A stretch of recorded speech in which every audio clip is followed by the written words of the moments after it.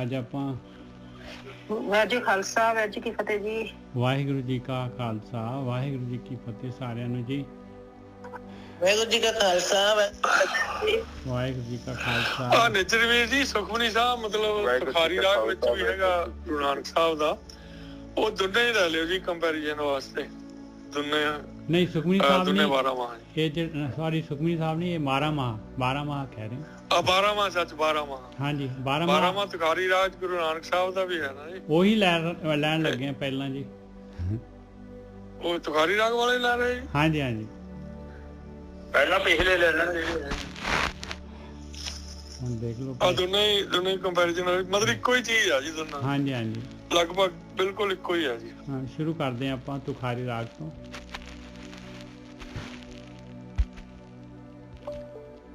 ਤੇ 1107 ਅੰਗ ਤੇ ਹੈਗਾ ਜੀ ਤੁਖਾਰੀ ਰਾਗ ਦੇ ਵਿੱਚ ਪਹਿਲੀ ਪਾਤਸ਼ਾਹੀ ਦਾ 12 ਮਹਾ। ਤੁਖਾਰੀ ਛੰਤ ਮਹੱਲਾ ਪਹਿਲਾ 12 ਮਹਾ ਇੱਕ ਓਂਕਾਰ ਸਤਿਗੁਰ ਪ੍ਰਸਾਦ। ਇਹ 12 ਮਹਾ ਜਿਹੜਾ ਹੈਗਾ ਮਹਾਰਾਜ ਨੇ ਜਿਹੜਾ ਹੈਗਾ ਆਪਾਂ ਨੂੰ ਮਹੀਨਿਆਂ ਦੇ ਨਾਲ ਜਿਹੜਾ ਹੈਗਾ ਪਰਮੇਸ਼ਰ ਦੀ ਭਗਤੀ ਕਰਨ ਦੇ ਵਾਸਤੇ, ਧਿਆਨ ਸਿਮਰਨ ਵਾਸਤੇ ਜਿਹੜਾ ਹੈਗਾ ਉਹ ਮਾਲਕ ਨੂੰ ਜਿਹੜਾ ਹੈਗਾ ਮਾਲਕ ਦੇ ਅੱਗੇ ਬੇਨਤੀ ਕਰਨ ਦੀ ਜਾਚ ਇਹਨਾਂ ਦੇ ਵਿੱਚ ਆਪਾਂ ਨੂੰ ਸਿਖਾਈ ਹੈਗੀ। ਤੁਖਾਰੀ ਛੰਤ ਮਹੱਲਾ ਪਹਿਲਾ 12 ਮਹਾ ਇੱਕ ਓਂਕਾਰ ਸਤਿਗੁਰ ਪ੍ਰਸਾਦ। ਤੂੰ ਸੁਣ ਕਿਰਤ ਕਰਮਾਂ ਪੂਰਬ ਕਮਾਇਆ। ਸੁਣਨਾ ਕਿਨੇ ਹੈ? ਬੇਨਤੀ ਮਾਲਕ ਪਰਮਾਤਮਾ ਨੇ। ਤੂੰ ਸੁਣ, ਹੇ ਮੇਰੇ ਮਾਲਕਾ ਮੇਰੀ ਬੇਨਤੀ ਸੁਣ। ਕਿਰਤ ਕਮਾਇਆ ਪੂਰਬੇ ਕਮਾਇਆ। ਤੂੰ ਸੁਣ ਕਿਰਤ ਕਰਮਾਂ। ਕਿਰਤ ਕਰਮਾਂ ਜਿਹੜਾ ਹੈਗਾ ਮੇਰੇ ਕੀਤੇ ਹੋਏ ਕਰਮ, ਉਹਨਾਂ ਦੀ ਕਿਰਤ ਜਿਹੜੀ ਹੈਗੀ, ਉਹਨਾਂ ਦਾ ਲੇਖਾ ਜਿਹੜਾ ਹੈਗਾ, ਉਹਨਾਂ ਦੇ ਸੰਸਕਾਰ ਜਿਹੜੇ ਹੈਗੇ ਇਹ ਮੇਰੇ ਸਿਰ ਉੱਤੇ ਹੈਗੇ। ਇਹ ਤੇਰੀ ਐਸੀ ਖੇਡ ਹੈਗੀ ਹੈ। ਇਹ ਕਰਮ ਭੂਮੀ ਜਿਹੜੀ ਹੈਗੀ ਇਹ ਤੇਰੀ ਜਿਹੜੀ ਹੈਗੀ ਤੇਰੇ ਹੁਕਮ ਦੇ ਅਨੁਸਾਰ ਹੈਗੀ ਹੈ। ਤੂੰ ਸੁਣ ਕਿਰਤ ਕਰਮਾਂ ਪੂਰਬ ਕਮਾਇਆ। ਹੈ ਮੇਰੇ ਮਾਲਕਾ ਇਹ ਜਿਹੜੀ ਹੈਗੀ ਕਿਰਤ ਜਿਹੜੀ ਹੈ ਮੇਰੇ ਕਰਮਾਂ ਦਾ ਜਿਹੜਾ ਹੈਗਾ ਫਲ, ਜੇ ਮੈਂ ਪਹਿਲਾਂ ਕਮਾਈ ਕੀਤੀ ਆ, ਇਹ ਤੇਰੇ ਹੁਕਮ ਦੇ ਅਨੁਸਾਰ ਹੈਗਾ। ਸਿਰ ਸੁਖ ਸਹਮਾ ਦੇ ਸੋ ਤੂੰ ਭਲਾ। ਇਹ ਹਰੇਕ ਨੂੰ ਸਿਰ ਹਰੇਕ ਨੂੰ ਇਹ ਸੁਖ ਔਰ ਸਹਿਮ ਮਤਲਬ ਦੁੱਖ, ਸੁਖ ਔਰ ਦੁੱਖ ਦੋਨੋਂ ਸਹਿਣੇ ਪੈਂਦੇ ਆ। ਸਿਰ ਸੁਖ ਸਹਮਾ ਦੇ ਸੋ ਤੂੰ ਭਲਾ। ਤੂੰ ਦੇ ਰਿਹਾ ਮਾਲਕਾ, ਤੇਰੀ ਖੇਡ ਹੈਗੀ ਆ, ਭਲਾ ਹੈਗਾ। ਦੇ ਸੋ ਤੂੰ ਭਲਾ, ਤੂੰ ਦੇ ਰਿਹਾ ਸਾਰਾ ਕੁਛ, ਇਹ ਤੇਰੀ ਖੇਡ ਆ।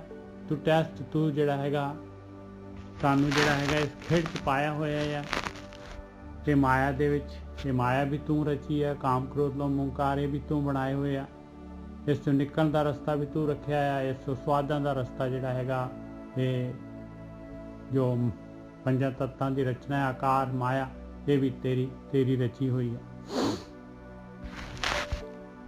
ਇਹ ਭਲਾ ਹੈਗਾ।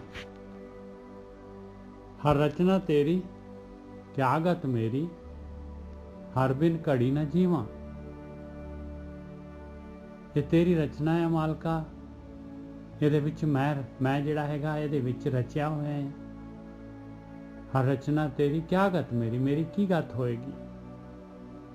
ਹਰ ਰਚਨਾ ਤੇਰੀ ਕਿਆ ਗਤ ਮੇਰੀ। ਜੇ ਰਚਨਾ 'ਚ ਰਚਿਆ ਰਹਿ ਗਿਆ ਤੇ ਮੇਰਾ ਕੀ ਹਾਲ ਹੋਊਗਾ।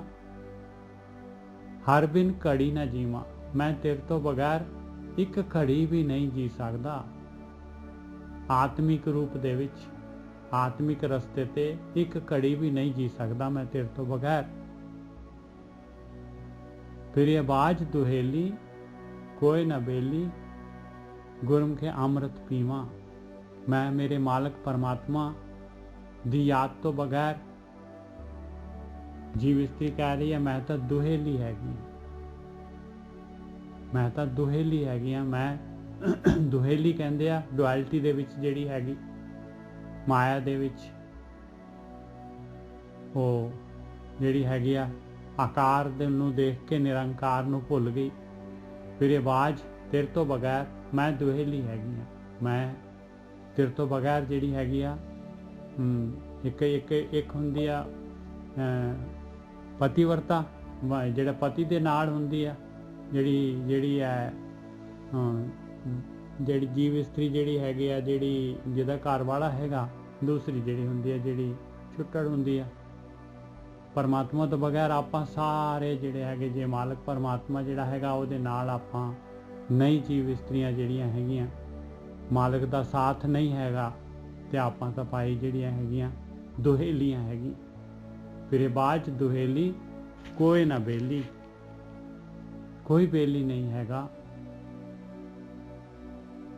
ਗੁਰਮੁਖੇ ਅੰਮ੍ਰਿਤ ਪੀਵਾਂ, ਗੁਰੂ ਦੇ ਰਾਹੀਂ ਜਿਹੜਾ ਹੈਗਾ ਮੈਂ ਅੰਮ੍ਰਿਤ ਪੀ ਸਕਦੀ ਹਾਂ ਔਰ ਮਾਲਕ ਪਰਮਾਤਮਾ ਆਪਣੇ ਪਤੀ ਦਾ ਸਾਥ ਮਾਣ ਸਕਦੀ ਹਾਂ। ਰਚਨਾ ਰਾਚ ਰਹੇ ਨਿਰੰਕਾਰੀ, ਪ੍ਰਭ ਮਨੇ ਕਰਮ ਸੁਕਰਮਾ। ਕਹਿੰਦੇ ਮਾਲਕ ਪਰਮਾਤਮਾ ਨਿਰੰਕਾਰ ਨੇ ਜਿਹੜੀ ਰਚਨਾ ਬਣਾਈ ਆ, ਅਸੀਂ ਉਹਦੇ ਵਿੱਚ ਹੀ ਰਚੇ ਹੋਏ ਹਾਂ। ਅਸੀਂ ਇਸ ਧੋਖੇ ਦੇ ਵਿੱਚ, ਮਾਇਆ ਦੇ ਵਿੱਚ ਹੀ ਰਚੇ ਹੋਏ ਹਾਂ। ਪਰ ਸਾਰੇ ਔਰ ਇਹਦੇ ਮਾਇਆ ਦੇ ਹੀ ਕਰਮ ਕਰੀ ਜਾ ਰਹੇ ਹਾਂ ਆਪਾਂ। ਕਿਰਤ ਕਰਮ ਕੇ ਵਿਛੜੇ, ਕਰ ਕਿਰਪਾ ਮੇਲੋ ਰਾਮ। ਇਸ ਮਾਇਆ ਤੋਂ ਹੀ ਆਪਾਂ ਜਿਹੜੇ ਹੈਗੇ ਕਰਮ ਕਰਕੇ ਵਿਛੜ ਰਹੇ ਹਾਂ, ਕਿਉਂਕਿ ਆਪਾਂ ਇਹਦੇ ਵਿੱਚ ਰਚਨਾ ਦੇ ਵਿੱਚ ਰਚੇ ਹੋਏ ਹਾਂ।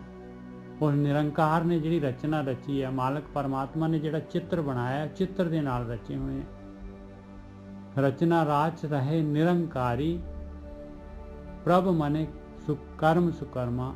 ਉਹ ਮਾਲਕ ਪਰਮਾਤਮਾ ਜਿਹੜਾ ਹੈਗਾ, ਜੇ ਉਹ ਮਨ ਦੇ ਵਿੱਚ ਵਸ ਜਾਏ ਤੇ ਸਾਰੇ ਕਰਮਾਂ ਦਾ ਸੁਕਰਮ ਜਿਹੜਾ ਹੈਗਾ, ਤੇ ਸਾਰੇ ਸਭ ਤੋਂ ਉੱਚਾ ਕਰਮ ਜਿਹੜਾ ਹੈਗਾ ਇਹ ਆ ਕਿ ਮਾਲਕ ਪਰਮਾਤਮਾ ਮਨ ਦੇ ਵਿੱਚ ਵਸ ਜਾਏ।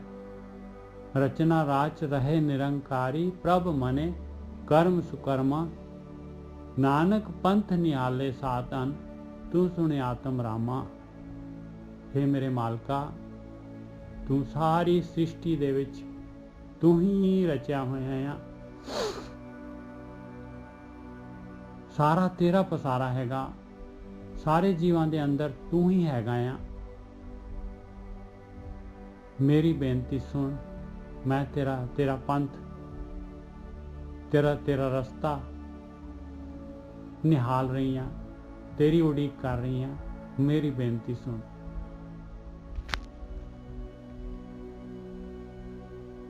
ਤੇ ਪਹਿਲਾ ਹੋ ਗਿਆ ਜੀ, ਇਹਦੇ ਵਿੱਚ ਪਹਿਲੇ ਜਿਹੜੇ ਹੈਗੇ 4 ਦੇ ਕਰੀਬ ਜਿਹੜੇ ਹੈਗੇ, ਇਹ ਸਿਰਫ ਜਿਹੜੀਆਂ ਬੇਨਤੀਆਂ ਹੈਗੀਆਂ ਮਾਲਕ ਪਰਮਾਤਮਾ ਦੇ ਨਾਲ। ਉਸ ਤੋਂ ਬਾਅਦ ਫਿਰ ਮਹੀਨੇ ਸ਼ੁਰੂ ਹੁੰਦੇ ਆ। ਤੂੰ ਸੁਣ ਕਿਰਤ ਕਰਮਾਂ, ਪੁਰਬ ਕਮਾਇਆ।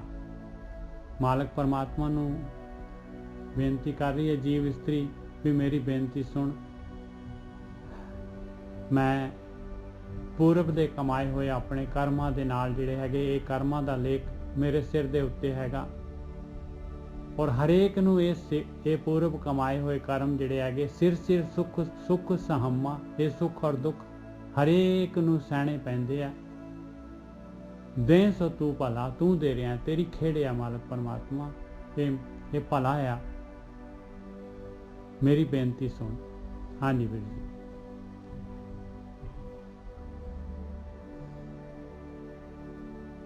ਹਾਂਜੀ ਠੀਕ ਹੈ ਨਜੀਰ ਸਾਹਿਬ, ਆਵਾਜ਼ ਠੀਕ ਹੈ? ਹਾਂਜੀ ਬਹੁਤ ਵਧੀਆ ਜੀ। ਠੀਕ ਹੈ, ਹਾਂਜੀ ਠੀਕ ਹੈ। ਇਹ ਸਾਧ ਸੰਗਤ ਜੀ, ਜਿੱਦਾਂ ਦੇ ਆਪਾਂ ਪੂਰਵ ਕਰਮ ਕੀਤੇ ਹੈ ਨਾ, ਪਹਿਲਾਂ ਦੇ ਜਨਮਾਂ ਦੇ ਵਿੱਚ ਜਿੱਦਾਂ ਦਾ ਆਪਣਾ ਸੰਸਕਾਰ ਨੇ, ਉਹ ਜਿੱਦਾਂ ਦੇ ਆਪਾਂ ਕਰਮ ਹੁਣ ਆਪਾਂ ਕਰ ਰਹੇ ਹਾਂ। ਹੁਣ ਦੇਖੋ, ਜਿਹੜਾ ਬੰਦਾ ਮਾੜੇ ਕਰਮ ਕਰਦਾ ਹੈ, ਉਹ ਇੱਕ ਬਹੁਤ ਮਜ਼ਬੂਤ ਕਾਰਨ ਸਰੀਰ ਆਪਣੇ ਨਾਲ ਲੈ ਕੇ ਜਾਂਦਾ ਹੈ। ਔਰ ਜਿੰਨਾ ਭਾਰਾ ਕਾਰਨ ਸਰੀਰ ਹੈ, ਓਨਾ ਹੀ ਭਾਰਾ ਉਹਨੂੰ ਉਧਰ ਗਤੀ ਕਰਨੀ ਪਊਗੀ, ਉਹਨੂੰ ਭੋਗਣਾ ਪਊਗਾ। ਆਪਾਂ ਜਿੰਨਾ ਸਟਾਪ ਕਰਦੇ ਹਾਂ ਨਾ, ਦੇਖੋ ਕੁਦਰਤ ਜੀਵ ਨੂੰ ਕੁਝ ਵੀ ਨਹੀਂ ਕਹਿੰਦੀ। जीव की मर्जी है, पर जीव ने की करना। हेलो, हाँ हाँ हाँ, ओके।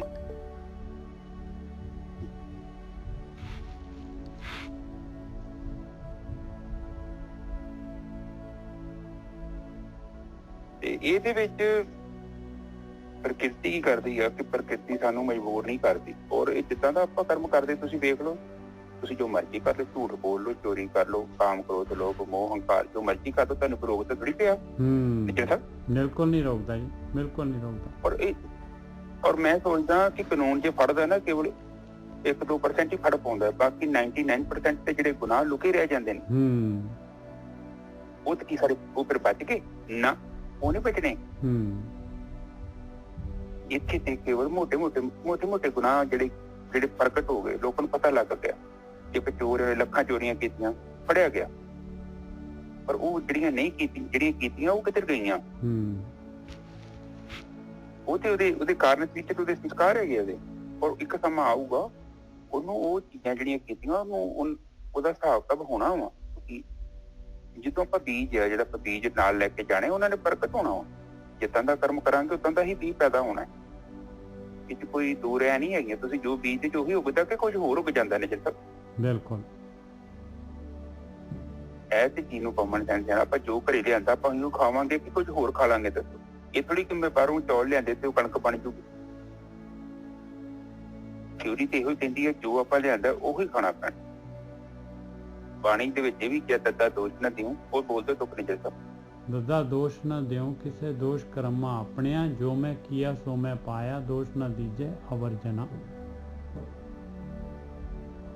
ਔਰ ਮੈਂ ਜਿੱਦਾਂ ਦੇ ਮੈਂ ਕਰਮ ਕਰਾਂਗਾ ਉਦਾਂ ਦਾ ਹੀ ਉਹ ਮੈਨੂੰ ਮਿਲਣਾ। ਹੁਣ ਸਾਡਾ ਜੀਵਨ ਕਾਹਦਾ ਹੈ? ਸਾਡੇ ਜੀਵਨ ਕਿੱਧਰ ਜਾ ਰਿਹਾ? ਸਾਡੀ ਚੋਣ ਤੇ ਡਿਪੈਂਡ ਹੈ। ਤੁਸੀਂ ਸਹੀ ਚੋਣ ਕਰਦੇ ਜੇ ਤੁਹਾਡਾ ਜੀਵਨ ਉੱਚਾ ਹੋਈ ਜਾਂਦਾ।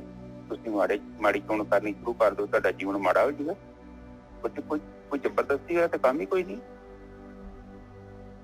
ਸਾਡੇ ਉੱਤੇ ਕੋਈ ਬੈਠਾ ਹੈਗਾ, ਪਰ ਸਾਨੂੰ ਕਹਿੰਦਾ ਨਹੀਂ। ਉਹ ਆਪਸ਼ਨ ਏ ਤੇ ਆਪਸ਼ਨ ਬੀ ਦੋਨੋਂ ਦਿੰਦਾ। ਅਸੀਂ ਚੋਣ ਕੀਤੀ ਕਰਨੀ, ਉਹ ਇਹੋ ਤਾਂ ਪ੍ਰਕਿਰਤੀ ਦਾ ਨਿਯਮ।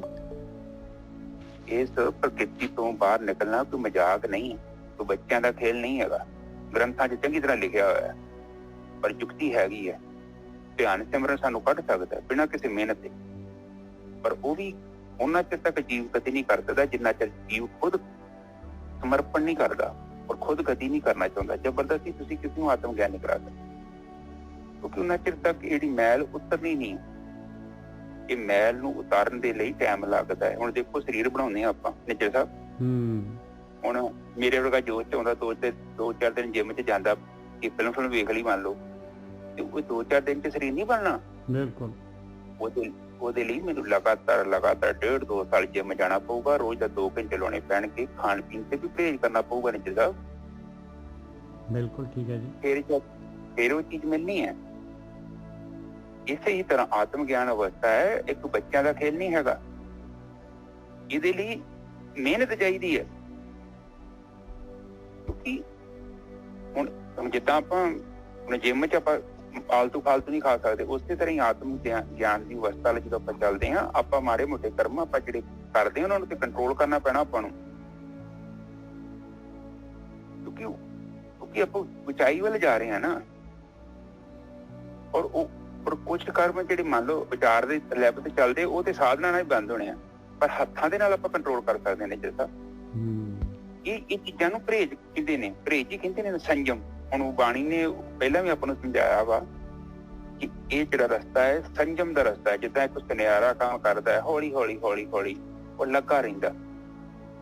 ਔਰ ਉਹਦਾ ਕਾਰਨ ਇਹੋ ਹੀ ਦੱਸਣ ਤੋਂ ਭਾਵ ਹੈ ਕਿ ਬਾਣੀ ਚ ਕਿ ਤੂੰ ਕਾਹਲੀ ਨਹੀਂ ਪੈਣਾ। ਖਰਗੋਸ਼ ਵਾਲਾ ਕੰਮ ਨਹੀਂ ਹੈਗਾ ਇਹ ਤੇ। ਤੈਨੂੰ ਲਗਾਤਾਰ ਹੁਣ ਮਤਲਬ ਆਪਾਂ ਘਰ ਬਣਾਉਂਦੇ ਹਾਂ, ਇੱਕ ਦਿਨ ਚ ਘਰ ਨਹੀਂ ਕੋਈ ਬਣਦਾ। ਦੁਨੀਆ ਦਾ ਕੋਈ ਵੀ ਘਰ ਨਹੀਂ ਬਣਦਾ ਇੱਕ ਦਿਨ ਚ।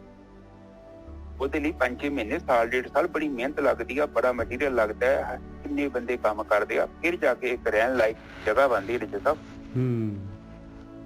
ਇਹ ਵੀ ਜਿਹੜੀ ਅਵਸਥਾ ਵਾ ਜਿਹੜੀ ਇਹਦੇ ਲਈ ਲਗਾਤਾਰ ਗਤੀ ਕਰਨੀ ਪੈਂਦੀ ਹੈ। ਔਰ ਫਿਰ ਹੌਲੀ ਹੌਲੀ ਸਾਡੇ ਅੰਦਰ ਅਵਸਥਾ ਬਣਦੀ ਜਾਂਦੀ ਹੈ, ਔਰ ਜਿਵੇਂ ਜਿਵੇਂ ਬਣਦੀ ਜਾਂਦੀ ਆ ਉਹਦਾ ਫਲ ਸਾਨੂੰ ਮਿਲਦਾ।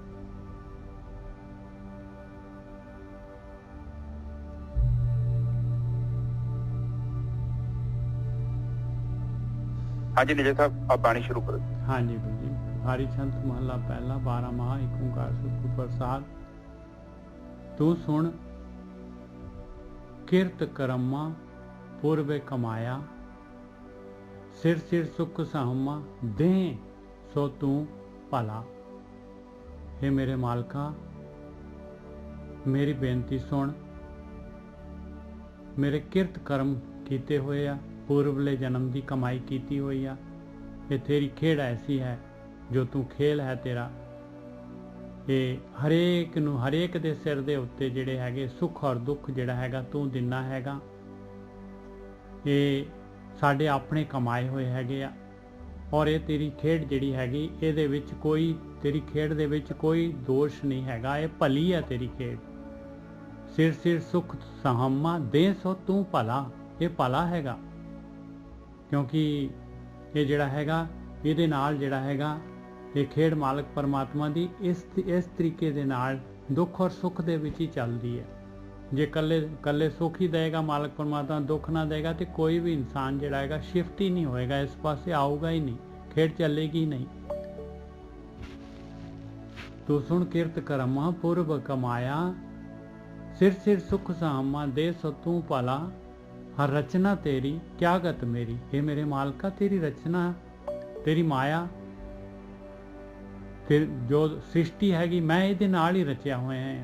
जो दिस रहा है आकार, जो दिस रहे जीव, जो शरीर, ये नाल ही मैं रचिया हुए हैं। मेरी की गत होगी इस दे नाल रचन दे नाल मेरी किहो जी मेरी कंडीशन हो जाएगी। मेरा अगे की हैगा, मेरा अगला की है मेरा। हर रचना तेरी क्या गत मेरी। हर बिन घड़ी ना जीवां, और मैं तो तेरे तो बगैर जिहड़ा हैगा घड़ी भी नहीं जी सकदा आत्मिक रूप दे विच। प्रियबाज दुहेली कोई ना बेली। परमात्मा तो बगैर जिहड़ा हैगा जीव इस्त्री दुहेली, दुखी, औखी रहिंदी आ। और कोई भी ओहदा जिहड़ा हैगा बेली कहंदे काहदे लई हुण बेली चाहिदा आपां नूं इस जिहड़ा हैगा इस दुख तो इस जिहड़ा हैगा माया दे विचों कढण वास्ते जिहड़ा हैगा परमात्मा तो बगैर कोई बेली नहीं हैगा। और गुरु दे राही जिहड़ा हैगा अमृत आपां पी सकदे आ, निकल सकदे आ इस खेड़ तो। हाँ जी वीर जी।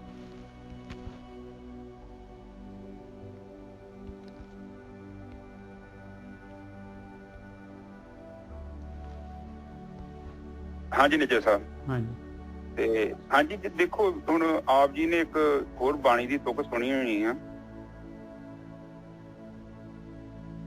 ते तुक हैगी आ बाणी दी जिद्दां लिखिया हुंदा वा कि पापों राज ते राजो नरक। हाँ सही निजर साहब। हाँ राज तो नरक। हाँ जी राजो नरक। तपो राज। हाँ सॉरी तपों राज ते राजो नरक। हाँ तपों राज। ਹੁਣ ਜਿਹੜਾ ਤਪੋਂ ਰਾਜ ਹੈ ਜਦੋਂ ਆਪਾਂ ਤਪ ਕਰਦੇ ਆ ਔਰ ਉਸ ਤੋਂ ਬਾਅਦ ਹੀ ਸਾਨੂੰ ਜਿਹੜਾ ਵਾ ਉਹ ਨਰਕ ਮਿਲਦਾ। ਤਪੋਂ ਰਾਜ ਤੇ ਰਾਜੋ ਨਰਕ। ਹਾਂ ਹੁਣ ਜਿੰਨੇ ਬੰਦੇ ਨੇ ਤਪ ਨਹੀਂ ਕੀਤਾ ਔਰ ਕਈ ਬੰਦੇ ਕਹਿੰਦੇ ਵੀ ਜਦੋਂ ਰਾਜ ਮਿਲਦਾ ਹੈ ਉਹ ਰਾਜ ਦੇ ਵਿੱਚ ਕੀ ਕਰਦਾ ਹੈ ਕਿ ਉਹ ਹੋਰ ਇਦਾਂ ਦੇ ਕਰਮ ਕਰ ਲੈਂਦਾ ਹੈ, ਫਿਰ ਪਾਪ ਕਰ ਲੈਂਦਾ ਔਰ ਫਿਰ ਉਹ ਕਰਦਾ ਕਿ ਨਰਕ ਵਿੱਚ ਚਲ ਜਾਂਦਾ। ਔਰ ਇਹ ਇੱਕ ਵਾਰੀ ਦਾ ਇਹ ਹੈ ਨਹੀਂ ਕਿ ਇਦਾਂ ਹੋ ਗਿਆ। ਔਰ ਇਹ ਜੀਵ ਅਨੰਤ ਵਾਰੀ ਇਸੇ ਤਰ੍ਹਾਂ ਹੀ ਕਰਦਾ ਹੈ। ਜੀਵ ਜਿਹੜਾ ਹੈ ਕਰਮ ਲਈ ਆਜ਼ਾਦ ਹੈ। ਔਰ ਜਿੰਨਾ ਚਿਰ ਤੱਕ ਜਿੰਨਾ ਚਿਰ ਤੱਕ ਉਹਦੀ ਇੱਛਾ ਹੀ ਨਹੀਂ ਜਾਗਦੀ ਔਰ ਜਦ ਤੱਕ ਤਿਆਗ ਨਹੀਂ ਕਰਦਾ ਉਹਨਾਂ ਚਿਰ ਤੱਕ ਇਹ ਸਿਲਸਿਲਾ ਨਹੀਂ ਬੰਦ ਹੋ ਸਕਦਾ। ਔਰ ਇਹਦਾ ਕਾਰਨ ਇਹੋ ਹੀ ਹੈ ਕਿ ਇਨਸਾਨ ਦੁਖੀ ਕਿਉਂ ਆ। ਹੁਣ ਵੇਖੋ ਜਿਹੜੇ ਤੁਸੀਂ ਵੇਖੋਗੇ ਤਾਂ ਬੰਦੇ ਤੇ ਉਹੀ ਹੁੰਦੇ ਨੇ। ਆਮ ਹੀ ਪੜ੍ਹੇ ਲਿਖੇ ਇੱਕੋ ਕਾਲਜ 'ਚ ਪੜ੍ਹਦੇ, ਕਈਆਂ ਕੋਲ ਵੇਖੋ ਕਿੰਨੀ ਸ਼ੋਹਰਤ ਮਿਲ ਜਾਂਦੀ ਹੈ, ਕਿੰਨੀ ਅੱਗੇ ਵੱਧ ਜਾਂਦੇ ਨੇ ਤੇ ਕਈ ਉੱਥੇ ਬੈਠੇ ਹੁੰਦੇ ਨੇ।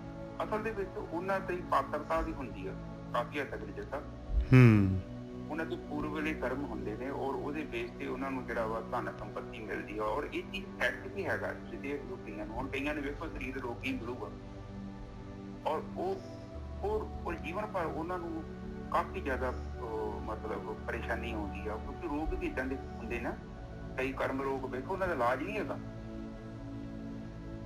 ਔਰ ਉਹ ਬੰਦੇ ਦੇ ਨਾਲ ਤੁਰੇ ਜਾਂਦੇ ਔਰ ਜਿੱਦਾਂ ਉਹ ਕਹਿਣ ਤੋਂ ਭਾਵੇਂ ਨਿਜਰ ਸਭ ਕੁਝ ਏਦਾਂ ਤਾਂ ਹੈਗੇ ਸੰਸਕਾਰ ਜਿੱਦਾਂ ਉਸਦੇ ਰੂਪ ਹੀ ਭੋਗੇ ਜਾਣੇ। ਚੀਜ਼ ਨੂੰ ਦੇਖੋ, ਆਪ ਇਹ ਨੋਟਿਸ ਕਰੋਗੇ। ਪਰ ਉਹ ਆਪਾਂ ਨੂੰ ਸੋਚਦੇ ਕਿ ਛੋਟੇ ਬੱਚੇ ਦਾ ਕੀ ਕਸੂਰ ਹੈ, ਹੋ ਸਕਦਾ ਹੈ ਕਿ ਏਦਾਂ ਇਹਦੇ ਨਾਲ ਕਿਉਂ ਹੋਇਆ। ਅਸਲ ਦੇ ਵਿੱਚ ਕੋਈ ਕਾਰਨ ਹੁੰਦਾ ਵਾ ਜਿਹੜਾ ਉਹ ਰੋਗ ਉਹਨੂੰ ਮਿਲਦਾ। ਬਿਨਾਂ ਕਾਰਨ ਤੋਂ ਰੋਗ ਨਹੀਂ ਏਦਾਂ ਮਿਲ ਸਕਦਾ। ਠੀਕ ਹੈ ਨਾ ਜੱਸਾ? ਬਿਲਕੁਲ ਠੀਕ ਹੈ ਜੀ। ਹਾਂਜੀ, ਅੱਗੇ ਚੱਲੀਏ। ਹਾਂਜੀ ਵੀਰ ਜੀ। ਤੂੰ ਸੁਣ ਕਿਰਤ ਕਰਮਾ ਪੁਰਬ ਕਮਾਇਆ। ਇਹ ਮੇਰੇ ਮਾਲਕਾ ਮੇਰੀ ਬੇਨਤੀ ਸੁਣ, ਇਹ ਤੇਰੀ ਖੇਡ ਜਿਹੜੀ ਆ ਤੂੰ ਪਾਈ ਹੋਈ ਆ, ਇਹ ਮੇਰੇ ਜਿਹੜੇ ਹੈਗੇ ਪੂਰਬਲੇ ਕਮਾਏ ਹੋਏ ਕਰਮ ਆ। ਸਾਡੇ ਸਾਰਿਆਂ ਨੂੰ ਜਿਹੜਾ ਹੈਗਾ ਆਪਣਾ ਕਰਮਾਂ ਦਾ ਲੇਖਾ ਦੇਣਾ ਪੈਂਦਾ ਆ। ਹਰੇਕ ਨੂੰ ਸਿਰ ਦੁੱਖ ਸੁੱਖ ਸਹਾਮਾ ਦੇ ਸੋ ਤੂੰ ਭਲਾ। ਕਹਿੰਦੇ ਹਰੇਕ ਨੂੰ ਇਹ ਸੁੱਖ ਔਰ ਦੁੱਖ ਜਿਹੜੇ ਹੈਗੇ ਸਹਿਣੇ ਪੈਂਦੇ ਆ, ਔਰ ਤੂੰ ਦੇ ਰਿਹਾ ਆ। ਇਹ ਤੇਰੀ ਖੇਡ ਹੈਗੀ ਆ। ਇਹ ਤੇਰੀ ਖੇਡ ਦੇ ਵਿੱਚ ਕੋਈ ਦੋਸ਼ ਨਹੀਂ ਹੈ, ਇਹ ਭਲੀ ਹੈ ਖੇਡ ਤੇਰੀ। ਪਿਛਲੀ ਕਮਾਈ ਦੇ ਅਨੁਸਾਰ ਜਿਹੜੇ ਦੁੱਖ ਸੁੱਖ ਜਿਹੜੇ ਮਿਲਦੇ ਆ, ਇਹ ਤੇਰੀ ਖੇਡ ਜਿਹੜੀ ਹੈਗੀ ਭਲੀ ਹੈ ਖੇਡ। ਇਹਦੇ ਵਿੱਚ ਕੋਈ ਕਮੀ ਨਹੀਂ ਹੈਗੀ। ਹਰ ਰਚਨਾ ਤੇਰੀ ਕਿਉਂ, ਹਰ ਰਚਨਾ ਤੇਰੀ ਕਿਆ ਗਤ ਮੇਰੀ। ਤੇਰੀ ਰਚਨਾ ਦੇ ਨਾਲ ਅਸੀਂ, ਤੇਰੀ ਰਚਨਾ ਦੇ ਨਾਲ ਮੈਂ, ਤੇਰੀ ਰਚਨਾ ਦੇ ਨਾਲ ਰਚਿਆ ਹੋਇਆ ਆ। ਤੇਰੀ ਰਚਨਾ ਮਾਇਆ ਦੇ ਨਾਲ ਜਿਹੜਾ ਤੈਨੂੰ ਭੁਲਾ ਕੇ ਦਾਤ ਪਿਆਰੀ ਵਿਸਰਿਆ ਦਾਤਾਰਾ। ਇਸ ਤਰੀਕੇ ਦੇ ਨਾਲ ਮੇਰਾ ਕੀ ਹਾਲ ਹੋਊਗਾ। ਹਰ ਬਿਨ ਘੜੀ ਨਾ ਜੀਵਾਂ। ਮੈਂ ਤੇਰੇ ਤੋਂ ਬਗੈਰ ਜਿਹੜਾ ਹੈਗਾ ਇੱਕ ਘੜੀ ਵੀ ਜਿਹੜਾ ਹੈਗਾ ਨਾ ਜੀਵਾਂ ਦਾ ਕੀ ਮਤਲਬ ਹੈ ਵੀ ਮੈਂ ਤੇਰੇ ਤੋਂ ਬਗੈਰ ਮੇਰੇ ਆਪਾਂ ਦੇਖ ਲਓ ਵੀ ਮਾਲਕ ਤੋਂ ਬਗੈਰ ਜਿਹੜੀ ਆਪਣੀ ਇੱਕ ਘੜੀ ਦੀ ਮਹਾਰਾਜ ਤੇ ਇੱਕ ਘੜੀ ਦੀ ਗੱਲ ਕਰ ਰਹੇ ਆ। ਆਪਾਂ ਨੇ ਇੰਨੀ ਜਿਹੜੀ ਹੈਗੀ ਕਿੰਨੀਆਂ ਉਮਰ ਜਿਹੜੀ ਹੈ 60 70 ਸਾਲ ਗੁਜ਼ਾਰ ਦਿੱਤੇ ਆ, ਤੇ ਉਹਦਾ ਮੁੱਲ ਕੀ ਹੈਗਾ, ਉਸ ਜੀਣ ਦਾ ਕੀ ਮੁੱਲ ਹੈਗਾ ਆਪਣੇ ਕੋਲ, ਆਪਾਂ ਨੇ ਕੀ ਖੱਟੀ ਕੀਤੀ ਹੈ। ਮਹਾਰਾਜ ਕਹਿੰਦੇ ਇੱਕ ਘੜੀ ਵੀ ਜਿਹੜੇ ਹੈਗੇ ਜੀਵਨ ਮੁਰਦਾ ਆ ਮਾਲਕ ਪਰਮਾਤਮਾ ਤੋਂ ਬਗੈਰ ਧਿਆਨ ਸਿਮਰਨ ਤੋਂ। ਇੱਕ ਘੜੀ ਵੀ ਜਿਹੜੀ ਹੈਗੀ ਉਹ ਸਾਰੀ ਵੇਸਟ ਹੈ, ਜੀਵਨ ਵੇਸਟ ਆ। ਕੋਈ ਉਹਦੇ ਨਾਲ ਜਿਹੜੀ ਹੈਗੀ ਆਪਣੇ ਕੋਲ ਜਿਹੜਾ ਲਾਭ ਕੁਛ ਵੀ ਨਹੀਂ ਹੈ ਆਪਣੇ ਕੋਲ ਇਸ ਖੇਡ ਦੇ ਵਿੱਚ। ਹਾਂਜੀ ਵੀਰ ਜੀ। ਹਾਂਜੀ, ਬਿਲਕੁਲ ਠੀਕ ਹੈ ਜੀ। ਹੁਣ ਦੇਖ ਲਓ ਕਿ ਬਾਣੀ ਚ ਇਹ ਸਮਝਾ ਰਹੇ ਨੇ ਕਿ ਉਹ ਜੇਕਰ ਅਸੀਂ ਉਸ ਤੱਤ ਨੂੰ ਜਾਣੇ ਬਿਨਾਂ ਇੱਕ ਘੜੀ ਵੀ ਜੀਵਨ ਬਤੀਤ ਕਰਦੇ ਹਾਂ ਤਾਂ ਸਮਝ ਲਓ ਕਿ ਉਹ ਨੁਕਸਾਨ ਹੀ ਆ। ਬਿਲਕੁਲ ਨੁਕਸਾਨ, ਉਹਦਾ ਫਾਇਦਾ ਨਹੀਂ ਹੈ। ਹਾਂ, ਕਿਉਂਕਿ ਦੇਖੋ ਜਦ ਤੱਕ ਆਤਮ ਗਿਆਨ ਨਹੀਂ ਹੋਇਆ ਜੀਵਨ ਦੇ ਬਾਰੇ ਕਿੱਦਾਂ ਪਤਾ ਲੱਗੂਗਾ। ਉਹ ਤੇ ਇੱਕ ਬੇਹੋਸ਼ੀ ਹੈ, ਔਰ ਬੇਹੋਸ਼ੀ ਦੇ ਵਿੱਚ ਕੀ ਪਤਾ ਲੱਗੂਗਾ। ਹੁਣ ਅੱਜ ਇੱਕ ਭੈਣ ਦਾ ਫੋਨ ਆਇਆ ਸੀ, ਕਹਿੰਦੇ ਕਿ ਮੈਂ ਘਰੇ ਥੋੜੇ ਜਿਹੇ ਪੌਦੇ ਲਾਏ ਨੇ, ਉਹਨੂੰ ਪਤਾ ਲੱਗਾ ਕਿ ਸੱਚੀ ਉਹ ਕਿੰਨੀ ਪੋਜ਼ਿਟਿਵ ਐਨਰਜੀ ਦਿੰਦੇ ਨੇ। ਉਹ ਜਦ ਕਿ ਪਤਾ ਹੀ ਨਹੀਂ ਸੀ ਬਨਸਪਤੀ ਇੱਕ ਜਿੰਦਾ ਹੈ, ਉਦਾਂ ਹੀ ਜੀਵਨ ਲਾਗੇ ਹੈਗੇ ਨੇ, ਰੁੱਖ ਉੱਗੇ ਨੇ, ਲੱਗੇ ਨੇ ਗਾਰਡਨ ਦੇ ਵਿੱਚ ਫੁੱਲ, ਇਹਦੇ ਧਿਆਨ ਨਹੀਂ ਦਿੱਤਾ। ਪਰ ਹੁਣ ਜਦੋਂ ਮੈਂ ਵੇਖਿਆ ਔਰ ਜਿਵੇਂ ਸਾਧਨਾ ਕਰ ਰਹੀ ਹਾਂ ਤੇ ਮੈਨੂੰ ਗਿਆਨ ਹੋ ਰਿਹਾ ਕਿ ਉਹ ਜਿਹੜੀ ਸ਼ਕਤੀ ਆ ਹਰ ਜਗ੍ਹਾ ਸਰਵਵਿਆਪਕ ਹੈ। ਇਸੇ ਤਰ੍ਹਾਂ ਜਿੰਨਾ ਚਿਰ ਤੱਕ ਸਾਨੂੰ ਪਤਾ ਨਹੀਂ ਲੱਗਦਾ ਆਪਣੇ ਜੀਵਨ ਦਾ ਮਕਸਦ, ਉਹਨਾਂ ਚਿਰ ਤੱਕ ਇਸ ਦਿਸ਼ਾ ਵੱਲ ਗਤੀ ਨਹੀਂ ਕੀਤੀ ਜਾ ਸਕਦੀ। ਔਰ ਜਦੋਂ ਸਾਨੂੰ ਪਤਾ ਲੱਗ ਜਾਂਦਾ ਹੈ ਕਿ ਸਾਡੇ ਜੀਵਨ ਦਾ ਮਕਸਦ ਕੀ ਹੈ, ਉਦੋਂ ਤੁਹਾਨੂੰ ਸਮਾਧੀ ਨਾਲ ਲੱਗੀ ਨਾ ਤਾਂ ਤੁਹਾਨੂੰ ਇੱਕ ਦਿਨ ਤੁਹਾਡਾ ਔਖਾ ਹੋ ਜਾਣਾ।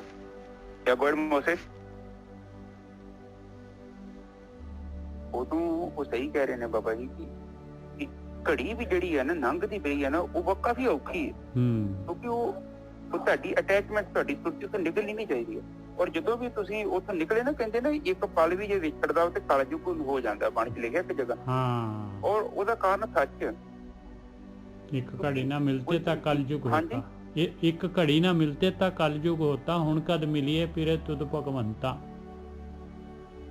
ਹਾਂ, ਉਹ ਘੜੀ ਵੀ ਜਿਹੜੀ ਹੁੰਦੀ ਆ ਨਹੀਂ ਮਿਲਦੀ ਉਹ ਚੀਜ਼, ਤੇ ਉਹ ਕਹਿੰਦੇ ਕਲਯੁਗ ਹੋ ਜਾਂਦਾ। ਔਰ ਸਹੀ ਗੱਲ ਹੈ, ਕਲਯੁਗ ਹੀ ਹੋ ਜਾਣਾ।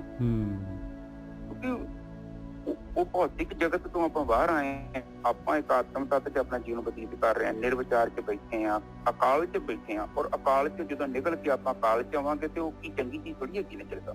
ਬਿਲਕੁਲ, ਉਹ ਤੇ ਕਲਯੁਗੀ ਵਾਲੀ ਗੱਲ ਹੈ ਨਾ। ਕਲਯੁਗ ਚ ਆ ਗਏ ਆਪਾਂ ਤੇ ਸੰਸਕਾਰ ਇਕੱਠੇ ਕਰਨੇ ਸ਼ੁਰੂ ਕਰ ਦਿੱਤੇ। ਔਰ ਜਦੋਂ ਆਪਾਂ ਅਕਾਲ ਚ ਸੁੱਤੀ ਚੱਲ ਜਾਂਦੀ ਹੈ ਆਪਣੀ, ਤੇ ਫਿਰ ਤੇ ਉੱਥੇ ਜੀਵਨ ਅਲੱਗ ਹੀ ਕਿਸਮ ਦਾ, ਉਹਦੀ ਡਾਇਮੈਂਸ਼ਨ ਅਲੱਗ ਹੈ। ਤੁਸੀਂ ਚੀਜ਼ ਨੂੰ ਇੱਕ ਅਲੱਗ ਨਜ਼ਰੀਏ ਨਾਲ ਵੇਖਦੇ ਹੋ, ਔਰ ਜੀਵਨ ਨੂੰ ਜੀਉਣ ਦਾ ਤੁਹਾਡਾ ਤਰੀਕਾ ਅਲੱਗ ਹੈ। ਔਰ ਤੁਹਾਡਾ ਦਿਲ ਕਰਦਾ ਕਿਰਿਆ ਕਰਨੀ ਹੈ ਜਾਂ ਨਹੀਂ ਕਰਨੀ, ਉਹਦੇ ਵਿੱਚ ਬਿਲਕੁਲ ਤੁਹਾਡਾ ਹੀ ਕੰਟਰੋਲ ਹੈ, ਕੋਈ ਰਿਮੋਟ ਨਹੀਂ ਹੈਗਾ ਕਿ ਅਗਲੇ ਨੇ ਪੱਥਰ ਸੁੱਟਿਆ ਤੇ ਤੁਸੀਂ ਪੱਥਰ ਚੁੱਕ ਕੇ ਮਾਰਨੇ ਸ਼ੁਰੂ ਕਰ ਦਿੱਤੇ। ਪੱਥਰ ਮਾਰਨਾ ਜਾਂ ਨਹੀਂ ਮਾਰਨਾ ਉਹ ਤੁਹਾਡੀ ਆਪਣੀ ਖੁਦ ਦੀ ਇੱਛਾ ਹੋਵੇਗੀ, ਸਵੈ ਦੀ ਇੱਛਾ ਹੋਵੇਗੀ। ਇਸੇ ਲਈ ਬਾਣੀ ਵਿੱਚ ਕਿਹਾ ਗਿਆ ਸਵੈ ਆਪਣੇ ਵਿੱਚ ਜਿਹੜਾ ਬੰਦਾ ਅਸਥ ਹੈ, ਜਿਹੜਾ ਆਪਣੇ ਤੋਂ ਸਥਿਰ ਆ, ਜਿਹੜੇ ਬੰਦੇ ਦੀ ਆਤਮਾ ਦੇ ਵਿੱਚ ਆਪਣੀ ਸੁਰਤੀ ਲੀਨ ਆ, ਆਪਣੇ ਵਿੱਚ ਸਥਿਤ ਆ, ਉਹ ਬੰਦਾ ਖੁਦ ਦਾ ਮਾਲਕ ਹੁੰਦਾ। ਉਹਦੀ ਜ਼ਿੰਦਗੀ ਏਦਾਂ ਚੱਲਦੀ ਜਿੱਦਾਂ ਕਾਪੀ ਤੇ ਪੈਨ, ਮਰਜ਼ੀ ਹੈ ਤੇ ਲੀਕ ਮਾਰੇ, ਨਹੀਂ ਮਰਜ਼ੀ ਤੇ ਨਹੀਂ ਮਾਰਦਾ। ਕੋਈ ਜ਼ਬਰਦਸਤੀ ਨਹੀਂ ਹੈਗੀ ਨਿੱਜਰ ਸਾਹਿਬ ਉੱਥੇ। ਹਾਂਜੀ। ਤੇਰੇ ਬਾਜ ਦੁਹੇਲੀ ਕੋਈ ਨਾ ਬੇਲੀ, ਗੁਰਮੁਖੀ ਅੰਮ੍ਰਿਤ ਪੀਵਾਂ।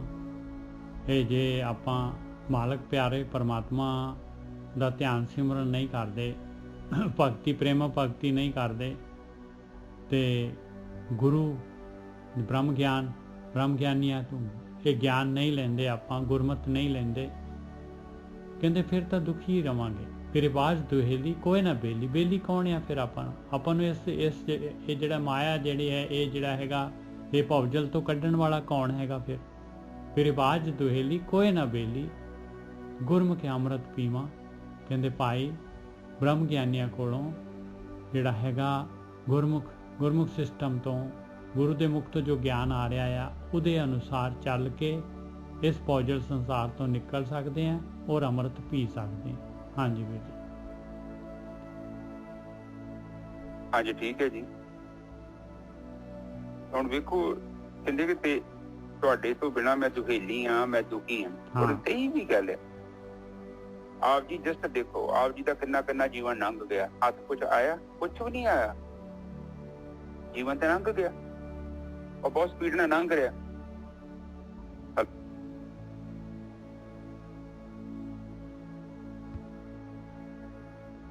ਔਰ ਜੀਵਨ ਜਿਹੜਾ ਨਿੱਜਰ ਸਾਹਿਬ ਇੰਨੀ ਸਪੀਡ ਨਾਲ ਲੰਘਦਾ, ਬੰਦੇ ਨੂੰ ਪਤਾ ਨਹੀਂ ਲੱਗਦਾ। ਔਰ ਬੰਦਾ ਸੋਚਦਾ ਵਾ ਆ ਵੀ ਫੜ ਲਾਂ, ਆ ਵੀ ਫੜ ਲਾਂ, ਆ ਵੀ ਫੜ ਲਾਂ। ਔਰ ਉਹ ਜਿੱਦਾਂ ਮਤਲਬ ਜਿੱਦਾਂ ਪਾਣੀ ਦੀ ਝੱਗ ਨਹੀਂ ਹੁੰਦੀ, ਉਹ ਅਵਸਥਾ ਵਾ। ਔਰ ਇੱਕ ਸਮਾਂ ਹੁੰਦਾ, ਸਮਾਂ ਲੰਘੀ ਜਾਂਦਾ, ਕਿਉਂਕਿ ਉਹ ਪਾਣੀ ਦੇ ਵਿੱਚ ਬਬਲੇ ਬਣੀ ਜਾਂਦੇ ਨੇ ਨਿੱਜਰ ਸਾਹਿਬ। ਤੇ ਬੰਦਾ ਉਹ ਸੰਸਾਰ ਚ ਉਲਝਿਆ ਰਹਿੰਦਾ। ਔਰ ਉਹ ਜੀਵਨ ਜਿਹੜਾ ਲਗਾਤਾਰ ਹੀ ਉਹ ਤੇ ਨਿਕਲੀ ਜਾਂਦਾ। ਔਰ ਸਮਾਂ ਏਦਾਂ ਤੇਜ਼ ਆ, ਉਹ ਬੰਦਾ ਬੇਹੋਸ਼ੀ ਦੇ ਵਿੱਚ ਕਿੰਨੇ ਕਰਮ ਕਰ ਜਾਂਦਾ। ਆਪ ਜੀ ਜਸਟ ਇੱਕ ਦਿਨ ਵੀ ਬੇਹੋਸ਼ੀ ਚ ਆਪਣਾ ਜੀਵਨ ਬਤੀਤ ਕਰਕੇ ਵੇਖੋ, ਤੁਸੀਂ ਕਿਹੋ ਜਿਹੇ ਕਰਮ ਕਰ ਲਓ। ਐਸੇ ਕਰਮ ਕਰ ਦੋਗੇ, ਐਸੀ ਚੀਜ਼ ਘਰੇ ਲੈ ਆਓਗੇ ਜਿਹੜੀ ਚੀਜ਼ ਸਾਡੀ ਹੈ ਹੀ ਨਹੀਂ। ਉਹ ਮਨ ਮਾਸਾ ਮਨਾ ਨਹੀਂ ਕਰਦਾ ਕਿ ਇਹ ਚੀਜ਼ ਤੇਰੀ ਨਹੀਂ ਹੈਗੀ। ਮਨ ਤੇ ਕਹਿੰਦਾ ਚੁੱਕ ਲਿਆ, ਕੌਣ ਵੇਂਦਾ ਪਿਆ? ਮਨ ਏਦਾਂ ਦਾ, ਕਿਉਂਕਿ ਮਨ ਦਾ ਸੰਸਾਰ ਉਹੀ ਹੈਗਾ।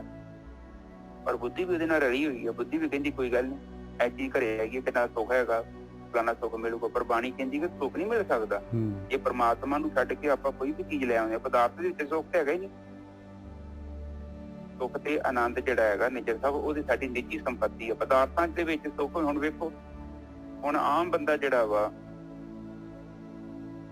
ਸਮਾਨ ਦੇ ਵਿੱਚ ਸ਼ਾਨ ਭਾਲਦਾ ਹੈ। ਆਮ ਬੰਦਾ ਸਮਾਨ ਭਾਲਦਾ ਹੈ, ਸਮਾਨ ਦੇ ਵਿੱਚੋਂ ਕੋਈ ਵੀ ਸਮਾਨ ਲੈ ਕੇ ਆਉਂਦੇ, ਘਰ ਬਣਾਉਂਦੀ ਲਿਆਉਂਦਾ, ਕੱਪੜੇ ਪਾਉਂਦਾ, ਉਹ ਚ ਕੀ ਚਾਹੁੰਦਾ? ਸ਼ਾਨ ਚਾਹੁੰਦਾ ਹੈ, ਆਪਣੀ ਇੱਜ਼ਤ ਚਾਹੁੰਦਾ ਹੈ ਬੰਦਾ। ਪਰ ਉਹ ਇੱਜ਼ਤ ਨਹੀਂ ਹੈਗੀ ਨਿੱਜਰ ਸਾਹਿਬ, ਕਿਉਂਕਿ ਸਮਾਨ ਦੇ ਵਿੱਚ ਕੋਈ ਇੱਜ਼ਤ ਨਹੀਂ ਹੈ। ਹੁਣ ਵੇਖੋ, ਲੀਡਰ ਲੋਕ ਦੀਆਂ ਠੱਗੀਆਂ ਮਾਰਦੇ, ਕੋਈ ਇੱਜ਼ਤ ਉਹਨਾਂ ਦੀ? ਲੋਕੀ ਤੇ ਕਹਿੰਦੇ ਚੋਰ ਹੈਗੇ, ਠੱਗ ਹੈਗੇ, ਮਰਜ਼ੀ ਘੁੰਮ ਰਿਹਾ। ਪਰ ਅਸਲੀਅਤ ਦੇ ਵਿੱਚ ਜਿੰਨਾ ਬੰਦਾ ਉਹ ਗਰੀਬ ਹੈ ਨਾ, ਉਹਨਾਂ ਧਰਤੀ ਤੇ ਕੋਈ ਬੰਦਾ ਗਰੀਬ ਨਹੀਂ ਹੈਗਾ, ਕਿਉਂਕਿ ਉਹਨੇ ਬੜੀ ਵੱਡੀ ਕੀਮਤ ਦੇ ਦਿੱਤੀ ਹੈ। ਉਹਨੇ ਆਪਣੀ ਆਤਮਾ ਨੂੰ ਸਿਲ ਕਰਤਾ। ਬਿਲਕੁਲ। ਔਰ ਹੁਣ ਉਹ ਬੰਦਾ ਇੱਕ ਐਸਾ ਜੀਵਨ ਬਤੀਤ ਕਰ ਰਿਹਾ ਜਿਹਦਾ ਬਾਣੀ ਚ ਲਿਖਿਆ ਕਿ ਕੋਈ ਚੰਗਾ ਜੀਵਨ ਨਹੀਂ ਹੈਗਾ। ਦੁਖੀ ਹੋ ਬੰਦਾ ਜੇ ਪਰਮਾਤਮਾ ਨੂੰ ਛੱਡ ਕੇ ਬੰਦਾ ਹੋਰ ਪਦਾਰਥਾਂ ਦੇ ਮਗਰ ਭੱਜ ਰਿਹਾ। ਹਾਂਜੀ ਨਿੱਜਰ ਸਾਹਿਬ। ਹਾਂਜੀ ਬਿਲਕੁਲ। ਬਾਣੀ ਕਹਿ ਰਹੀ ਹੈ, ਦੇਖੋ, ਰਚਨਾ ਰਾਜ ਰਹੇ ਨਿਰੰਕਾਰੀ। ਕੀ ਕਰਤੇ ਉਹ ਆਪਾਂ ਕੀ ਕਰ ਰਹੇ? ਕਹਿੰਦੇ ਰਚਨਾ ਦੇ ਨਾਲ ਰਚੇ ਹੋਏ ਆ। ਉਹ ਨਿਰੰਕਾਰ ਨੂੰ ਛੱਡ ਕੇ ਉਹ ਨਿਰੰਕਾਰੀ ਦੀ ਰਚਨਾ ਦੇ ਨਾਲ ਰਚੇ ਹੋਏ। ਦਾਤ ਪਿਆਰੀ ਵਿਸਰਿਆ ਦਾਤਾਰਾ, ਰਚਨਾ ਰਾਚ ਰਹੇ ਨਿਰੰਕਾਰੀ, ਪ੍ਰਭ ਮਨੇ ਕਰਮ ਸੁਕਰਮਾ। ਕਹਿੰਦੇ ਅਸਲੀ ਤਾਂ ਸੀਗਾ ਪਰਮਾਤਮਾ, ਮਨ ਦੇ ਵਿੱਚ ਵਸਾਉਣਾ ਸਾਰੇ ਕਰਮਾਂ ਦਾ। ਸੁਕਰਮ ਸਿਰੇ ਦਾ ਕਰਮ ਤਾਂ ਆ ਸੀਗਾ ਭਾਈ। ਆਪਾਂ ਕੀ ਕਰ ਰਹੇ ਹਾਂ? ਆਪਾਂ ਇਸ ਤੋਂ ਉਲਟ ਕਰ ਰਹੇ ਹਾਂ। ਆਪਾਂ ਰਚਨਾ ਦੇ ਨਾਲ ਰਚੇ ਹੋਏ ਹਾਂ, ਨਿਰੰਕਾਰ ਦੇ ਨਾਲ ਨਹੀਂ। ਰਚਨਾ ਰਾਚ ਰਹੇ ਨਿਰੰਕਾਰੀ, ਪ੍ਰਭ ਮਨੇ ਕਰਮ ਸੁਕਰਮਾ।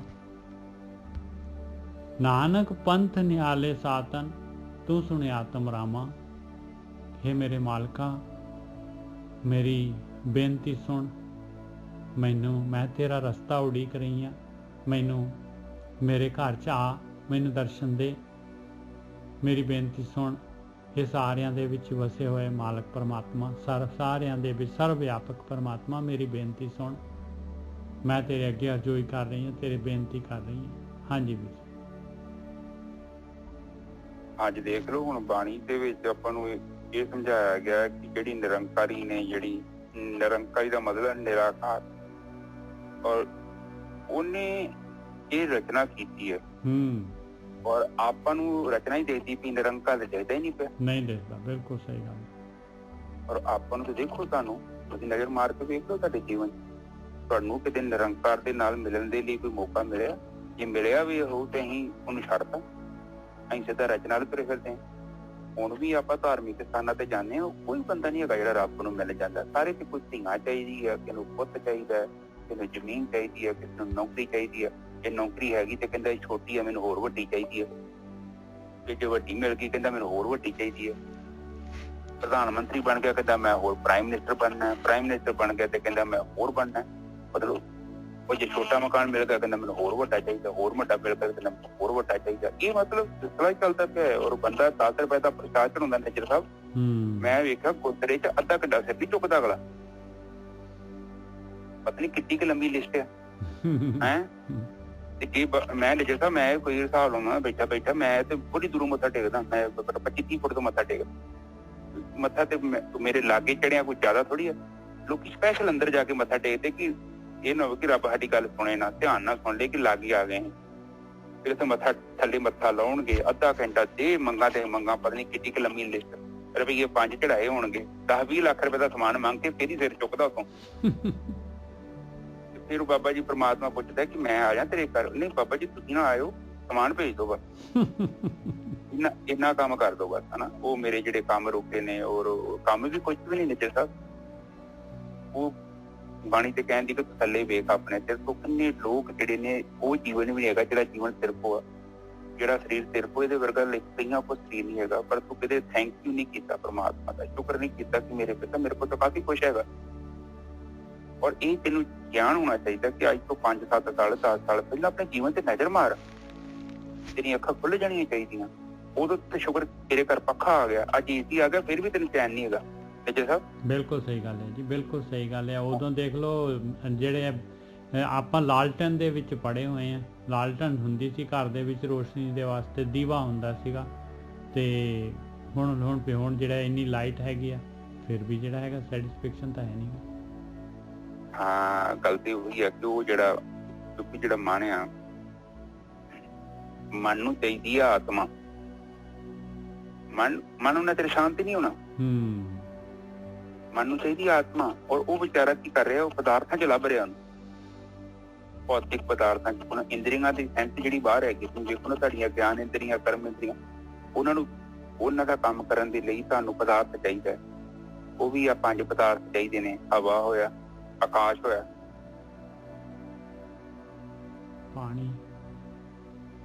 ਪਾਣੀ ਹੋਇਆ, ਅਗਨੀ, ਹਾਂਜੀ ਅਗਨੀ, ਧਰਤੀ। ਇਹ ਸਾਰੇ ਪਦਾਰਥਾਂ ਦੇ ਵਿੱਚ ਹੀ ਅਸੀਂ ਚੱਲਦੇ ਹਾਂ। ਤੇ ਹੁਣ ਇਹਦੇ ਵਿੱਚ ਜਦੋਂ ਆਪਾਂ ਚੱਲਦੇ ਹਾਂ ਤੇ ਇਹ ਸੈਂਸ ਜਿਹੜੀ ਇਹਦੀ ਉਧਰ ਹੀ ਚੱਲਦੀ ਹੈ। ਤੇ ਜਦੋਂ ਅਸੀਂ ਆਤਮ ਤੱਤ ਵੱਲ ਜਾਂਦੇ ਹਾਂ ਤੇ ਉੱਥੇ ਇਹ ਇੰਦਰੀਆਂ ਦੇ ਕੰਮ ਦੀਆਂ ਨਹੀਂ ਹੈਗੀ। ਇਹ ਇੰਦਰੀਆਂ ਭੌਤਿਕ ਜਗਤ ਬਾਰੇ ਸਾਡੀ ਮਦਦ ਕਰਦੀਆਂ ਨਾ। ਉੱਥੇ ਮਨ, ਬੁੱਧੀ, ਚਿੱਤ, ਇਹ ਉੱਥੇ ਕੰਮ ਨਹੀਂ ਆਉਂਦੇ। ਇਹਨਾਂ ਤੋਂ ਅੱਗੇ ਦੀ ਗੱਲ ਹੈ, ਵਿਚਾਰ ਮੰਡਲ ਤੋਂ ਅੱਗੇ ਜਾਣਾ ਪੈਣਾ। ਔਰ ਜਿੰਨਾ ਚਿਰ ਤੱਕ ਆਪਾਂ ਵਿਚਾਰ ਮੰਡਲ ਤੋਂ ਅੱਗੇ ਨਹੀਂ ਜਾਂਦੇ, ਉਹਨਾਂ ਚਿਰ ਤੱਕ ਸਾਨੂੰ ਗਿਆਨ ਨਹੀਂ ਪ੍ਰਾਪਤ ਹੋਣਾ। ਉਹਨਾਂ ਚਿਰ ਬ੍ਰੇਕ ਨਹੀਂ ਵੱਜਣੀ ਨਜ਼ਰ ਸਾਹਿਬ। ਬਿਲਕੁਲ। ਔਰ ਇਹ ਬ੍ਰੇਕ ਉਹਨਾਂ ਚਿਰ ਤੱਕ ਨਹੀਂ ਵੱਜਣੀ ਜਿੰਨਾ ਚਿਰ ਤੁਸੀਂ ਨਿਰਵਿਚਾਰ ਨਹੀਂ ਹੁੰਦੇ, ਕਿਉਂਕਿ ਵਿਚਾਰ ਹੀ ਤੇ ਸੰਸਾਰ ਹੈ। ਔਰ ਵਿਚਾਰਾਂ ਦੇ ਨਾਲ ਹੀ ਸਾਡਾ ਜਿਹੜਾ ਚਿੱਤ ਬਣਿਆ। ਔਰ ਇਹ ਚਿੱਤ ਨੂੰ ਬਣਾਉਂਦਾ ਵਿਚਾਰ ਹੈ ਨਜ਼ਰ ਸਾਹਿਬ।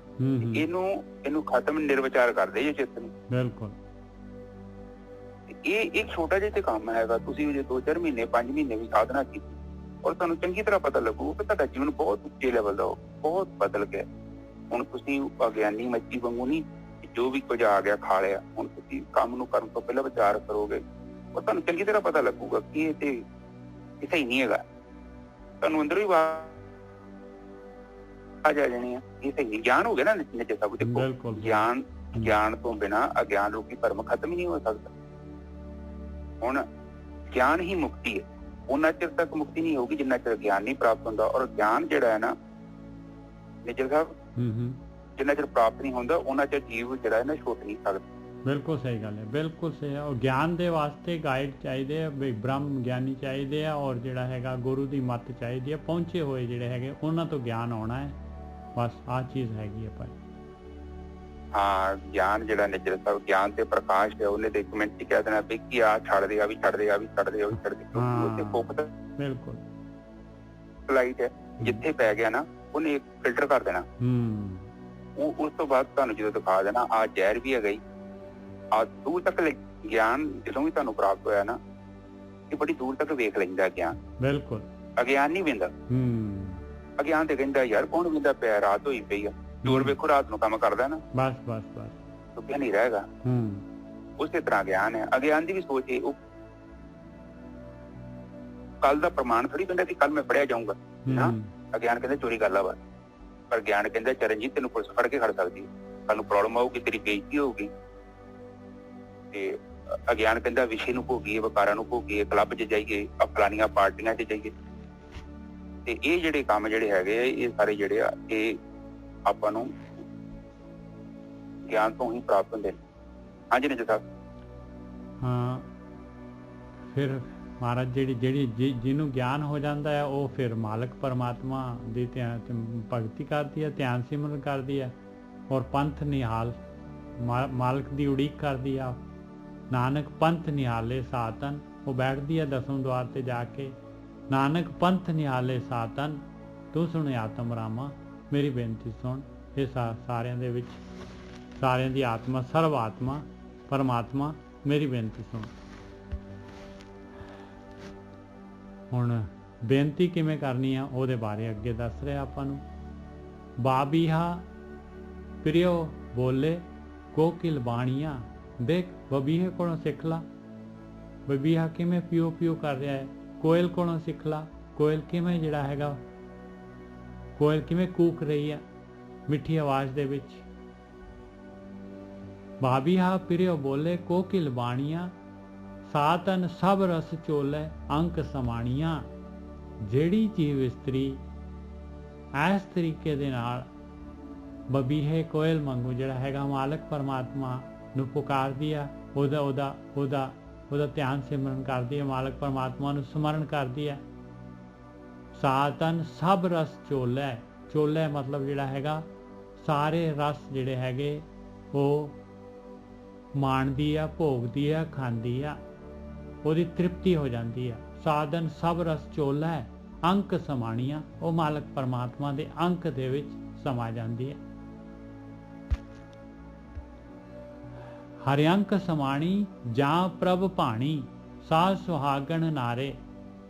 ਜਿਹੜੀ ਜੀਵ ਇਸਤਰੀ ਪਰਮਾਤਮਾ ਦੇ ਗੋਦ ਦੇ ਵਿੱਚ ਸਮਾ ਗਈ, ਹਰਿਅੰਕ ਸਮਾਣੀ ਕਦੋਂ ਸਮਾ ਗਈ? ਜਾਂ ਪ੍ਰਭ ਭਾਣੀ, ਜਦ ਮਾਲਕ ਪਰਮਾਤਮਾ ਨੂੰ ਪਾ ਗਈ, ਜਦ ਉਹਦੀ ਭਗਤੀ ਮਾਲਕ ਪਰਮਾਤਮਾ ਖੁਸ਼ ਹੋ ਗਿਆ ਉਸ ਤੇ, ਉਹੀ ਫਿਰ ਸੁਹਾਗਵਤੀ ਹੈਗੀ ਆ।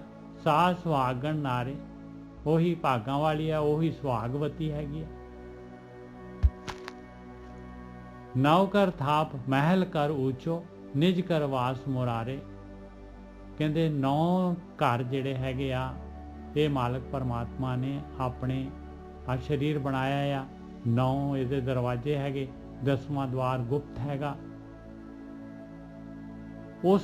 ਉਹਦੇ ਵਿੱਚ ਜਿਹੜਾ ਹੈਗਾ ਉਹ ਮਾਲਕ ਦਾ ਮਹਿਲ ਆ, ਉੱਚਾ।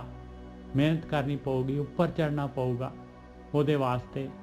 ਨਿਜ ਘਰ ਉਹ ਜਿਹੜਾ ਹੈਗਾ ਚੌਥਾ ਪਦ, ਉੱਥੇ ਮੁਰਾਰੀ ਦਾ ਵਾਸ ਹੈ ਭਾਈ। ਉਹ ਮੁਰਾਰੀ ਸਾਰੇ, ਉਹਦਾ ਵਾਸਾ ਤਾਂ ਸਰਵ ਵਿਆਪਕ ਹੈਗਾ, ਪਰ ਆਪਾਂ ਨੂੰ ਜਿਹੜਾ ਹੈਗਾ ਮਾਲਕ ਨੇ ਆਪਣੇ ਅੰਦਰ, ਆਪਾਂ ਨੇ ਆਪਣੀ ਆਤਮਾ ਨੂੰ, ਪਰਮਾਤਮਾ ਨੂੰ ਤਾਂ ਜਿਹੜਾ ਹੈਗਾ ਸੁਰਤੀ ਆਪਣੀ ਲੀਨ ਹੋਣੀ ਹੈ ਉਹਦੇ ਵਿੱਚ, ਜੇ ਆਪਾਂ ਦਸਵੇਂ ਘਰ ਦੇ ਵਿੱਚ ਜਾਵਾਂਗੇ, ਦਸਮ ਦੁਆਰ ਤੇ ਜਾਵਾਂਗੇ।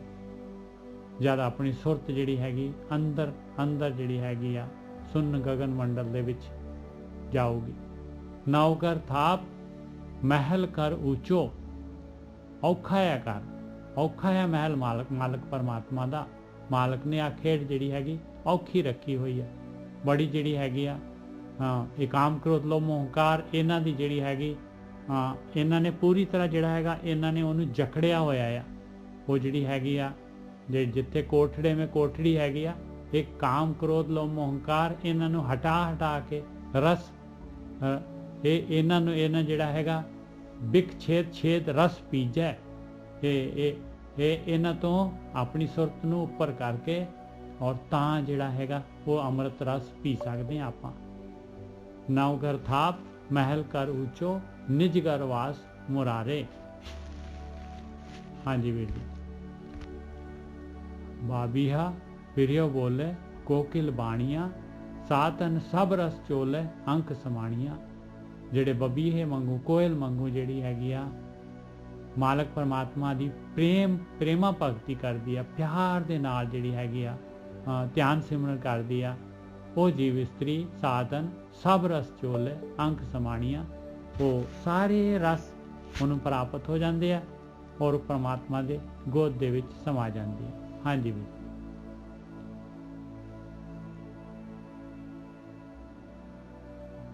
ਹਾਂਜੀ ਜੀ ਸਰ, ਇੱਕ ਸੈਕਿੰਡ।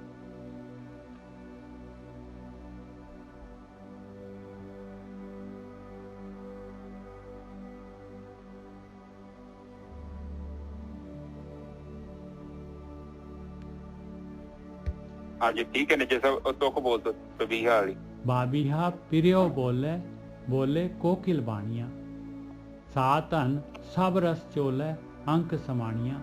ਜਿਹੜੀ ਵੀ ਜੀਵ ਇਸਤਰੀ ਬਬੀਹੇ ਮੰਗੂ ਕੋਇਲ ਮੰਗੂ ਪਿਆਰ ਦੇ ਨਾਲ ਮਾਲਕ ਪਰਮਾਤਮਾ ਦੀ ਦਾ ਧਿਆਨ ਸਿਮਰਨ ਕਰਦੀ ਆ, ਉਹ ਸਾਰੇ ਰਸ ਮਾਣ ਲੈਂਦੀ ਹੈ। ਸਾ ਧਨ ਉਹ ਜੀਵ ਇਸਤਰੀ ਸਭ ਰਸ ਚੋਲੇ, ਸਾਰੇ ਰਸ ਉਹਨੂੰ ਪ੍ਰਾਪਤ ਹੋ ਜਾਂਦੇ ਆ। ਅੰਕ ਸਮਾਣੀ ਔਰ ਪਰਮੇਸ਼ਰ ਦੀ ਗੋਦ ਦੇ ਵਿੱਚ ਪਰਮੇਸ਼ਰ ਦੇ ਅੰਕ ਦੇ ਵਿੱਚ ਸਮਾ ਜਾਂਦੀ ਹੈ। ਹਾਂਜੀ ਬਿਲਕੁਲ ਬਿਲਕੁਲ ਠੀਕ ਹੈ ਜੀ।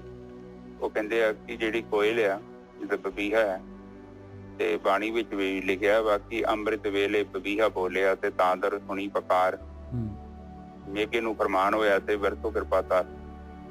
ਮਤਲਬ ਜਦ ਤੱਕ ਆਪਾਂ ਇੱਥੇ ਹੀ ਜਾਰ ਨਹੀਂ ਕਰਦੇ ਉਹਨਾਂ ਚਿਰ ਤੱਕ ਇਹ ਕਾਰਜ ਨਹੀਂ ਨਾ ਸ਼ੁਰੂ ਹੋ ਸਕਦਾ। ਔਰ ਇਹ ਜੀਵ ਨੂੰ ਖੁਦ ਹੀ ਪੁਕਾਰ ਕਰਨੀ ਪੈਂਦੀ ਹੈ ਇੱਕ ਬਬੀਹੇ ਦੇ ਵਾਂਗ।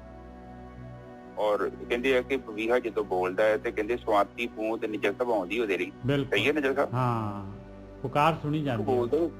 ਹਾਂ, ਉਹਨਾਂ ਚਿਰ ਪੁਕਾਰ ਨਹੀਂ ਸੁਣੀ ਜਾਂਦੀ ਜਿੰਨਾ ਚਿਰ ਬੋਲਦਾ ਨਹੀਂ। ਔਰ ਇਸੇ ਤਰ੍ਹਾਂ ਜੀਵ ਹੈ, ਜੀਵ ਜਦੋਂ ਬੋਲਦਾ ਹੈ ਜੀਵ ਦੀ ਵੀ ਪੁਕਾਰ ਸੁਣੀ ਜਾਂਦੀ ਹੈ ਔਰ ਜੀਵ ਨੂੰ ਚੀਜ਼ ਮਿਲ ਜਾਂਦੀ ਹੈ। ਨਿਜਸਬ ਵੈਸੇ ਵੀ ਆਪਾਂ ਜੋ ਇੱਛਾ ਕਰਾਂਗੇ ਨਾ, ਆਪਾਂ ਇੱਛਾਧਾਰੀ ਹਾਂ। ਆਪਾਂ ਜੋ ਵੀ ਚੀਜ਼ ਮੰਗਾਂਗੇ ਨਾ ਉਹ ਸਾਨੂੰ ਪ੍ਰਕਿਰਤੀਆਂ ਦੇਣੀ। ਏਦਾਂ ਥੋੜੀ ਹੋ ਸਕੇ ਅਸੀਂ ਆਤਮ ਗਿਆਨ ਮੰਗੀਏ ਸਾਨੂੰ ਪ੍ਰਕਿਰਤੀ ਨਾ ਦੇਵੇ। ਬਿਲਕੁਲ ਸਹੀ ਗੱਲ ਹੈ।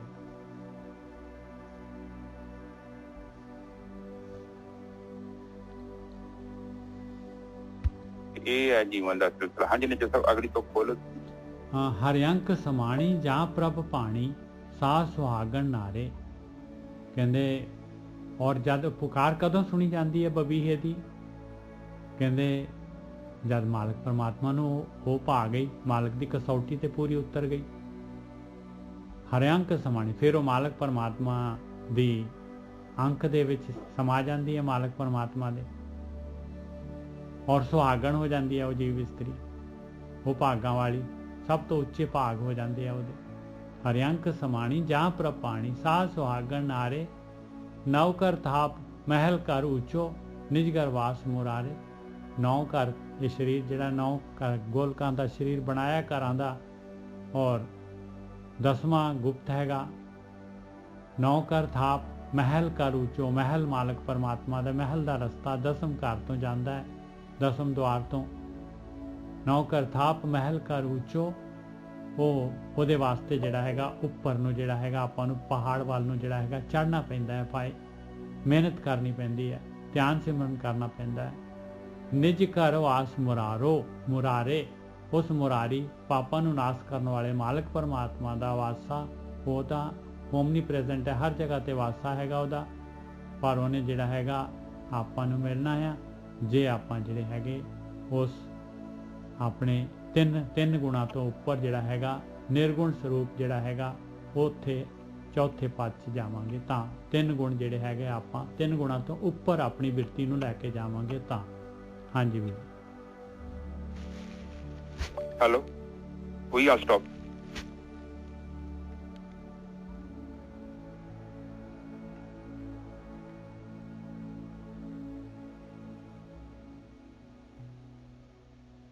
ਹਾਂਜੀ ਠੀਕ ਹੈ ਨਿੱਜਰ ਸਾਹਿਬ। ਹਾਂਜੀ ਵੀਰ।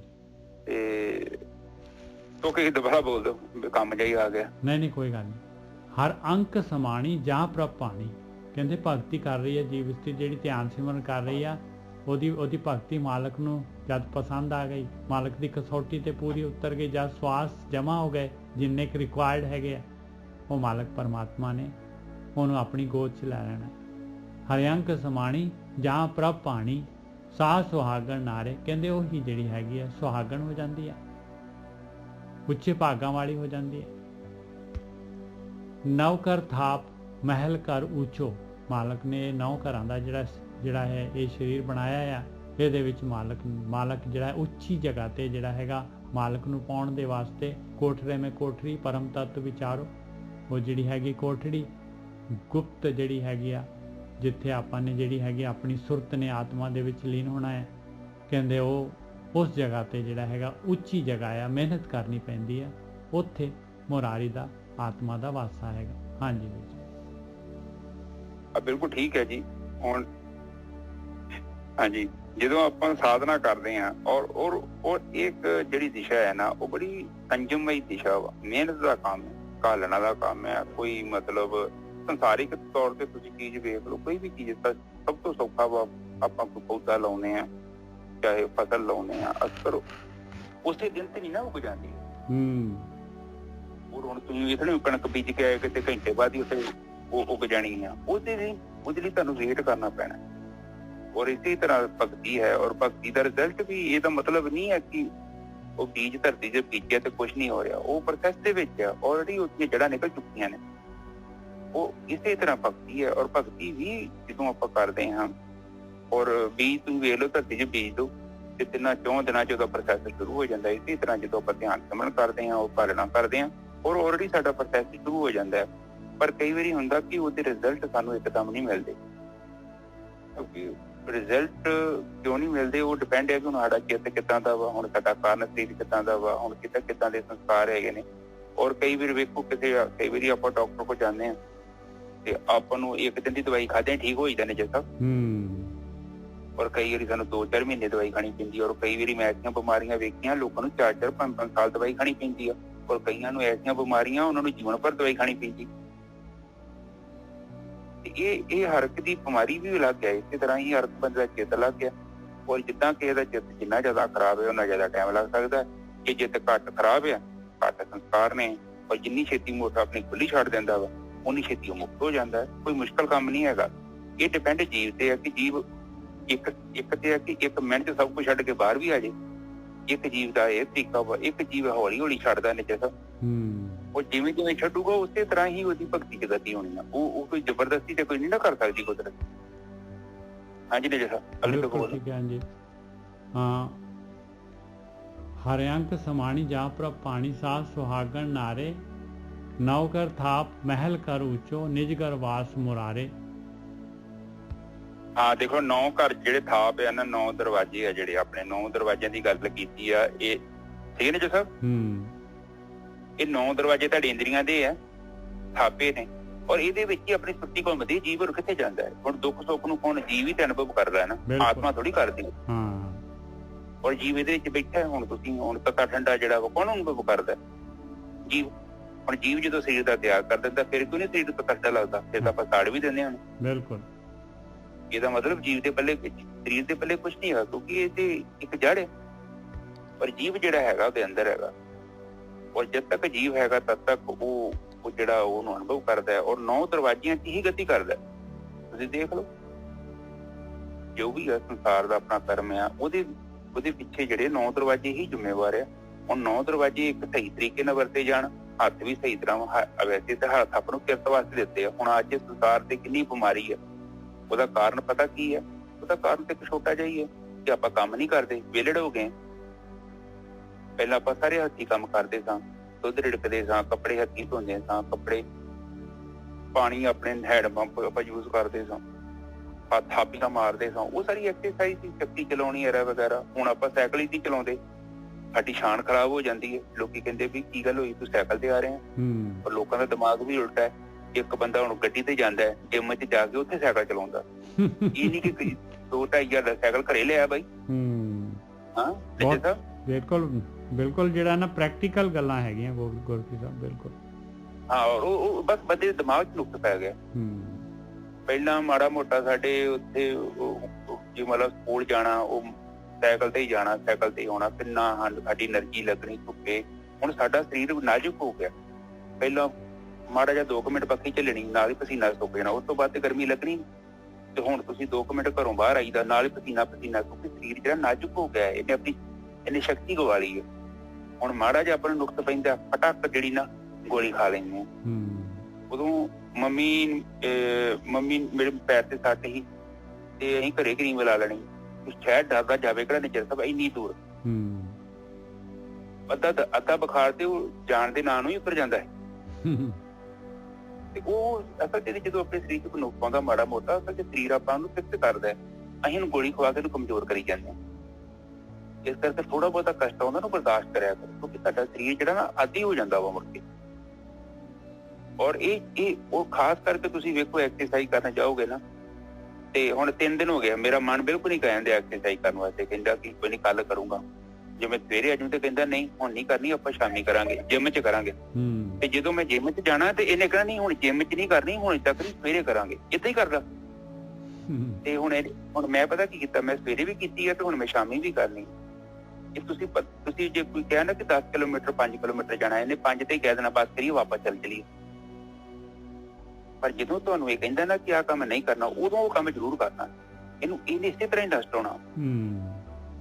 ਇਹ ਤੁਹਾਨੂੰ ਜਦੋਂ ਤੁਸੀਂ ਕਹਿੰਦੇ ਜੀ ਮੈਂ ਅੱਜ ਦੀਆਂ 3 ਬੈਠਕਾਂ ਮਾਰਨੀਆਂ ਜਾਂ ਮੈਂ ਇੰਨਾ ਐਕਸਰਸਾਈਜ਼ ਕਰਨੀ ਆ, ਇਹਨੇ ਕਹਿਣਾ ਛੱਡ ਦੇ ਖੜਾ, ਕੱਲ ਕਰਾਂ। ਔਰ ਇਹ ਆਦਤ ਇਹਦੀ, ਇਹ ਜਿਹੜਾ ਨੁਕਸ ਹੁੰਦਾ ਇਹਨੂੰ ਕਹਿੰਦੇ ਤਾਮਸਿਕ। ਤਾਮਸਿਕ ਜਿਹੜਾ ਬੰਦਾ ਹੁੰਦਾ ਉਹ ਦਲਿੱਦਰ ਹੁੰਦਾ, ਉਹ ਦਲਿੱਦਰੀ ਲੈ ਕੇ ਆਉਂਦਾ ਆਪਣੇ ਜੀਵਨ 'ਚ। ਤੇ ਦੂਜਾ ਜਿਹੜਾ ਰਾਜਸਿਕ ਉਹ ਜ਼ਿਆਦਾ ਐਕਟਿਵ ਹੈ, ਉਹ ਵੀ ਨਹੀਂ ਸਹੀ ਤੇ ਜ਼ਿਆਦਾ ਘੱਟ ਵੀ ਨਹੀਂ ਸਹੀ।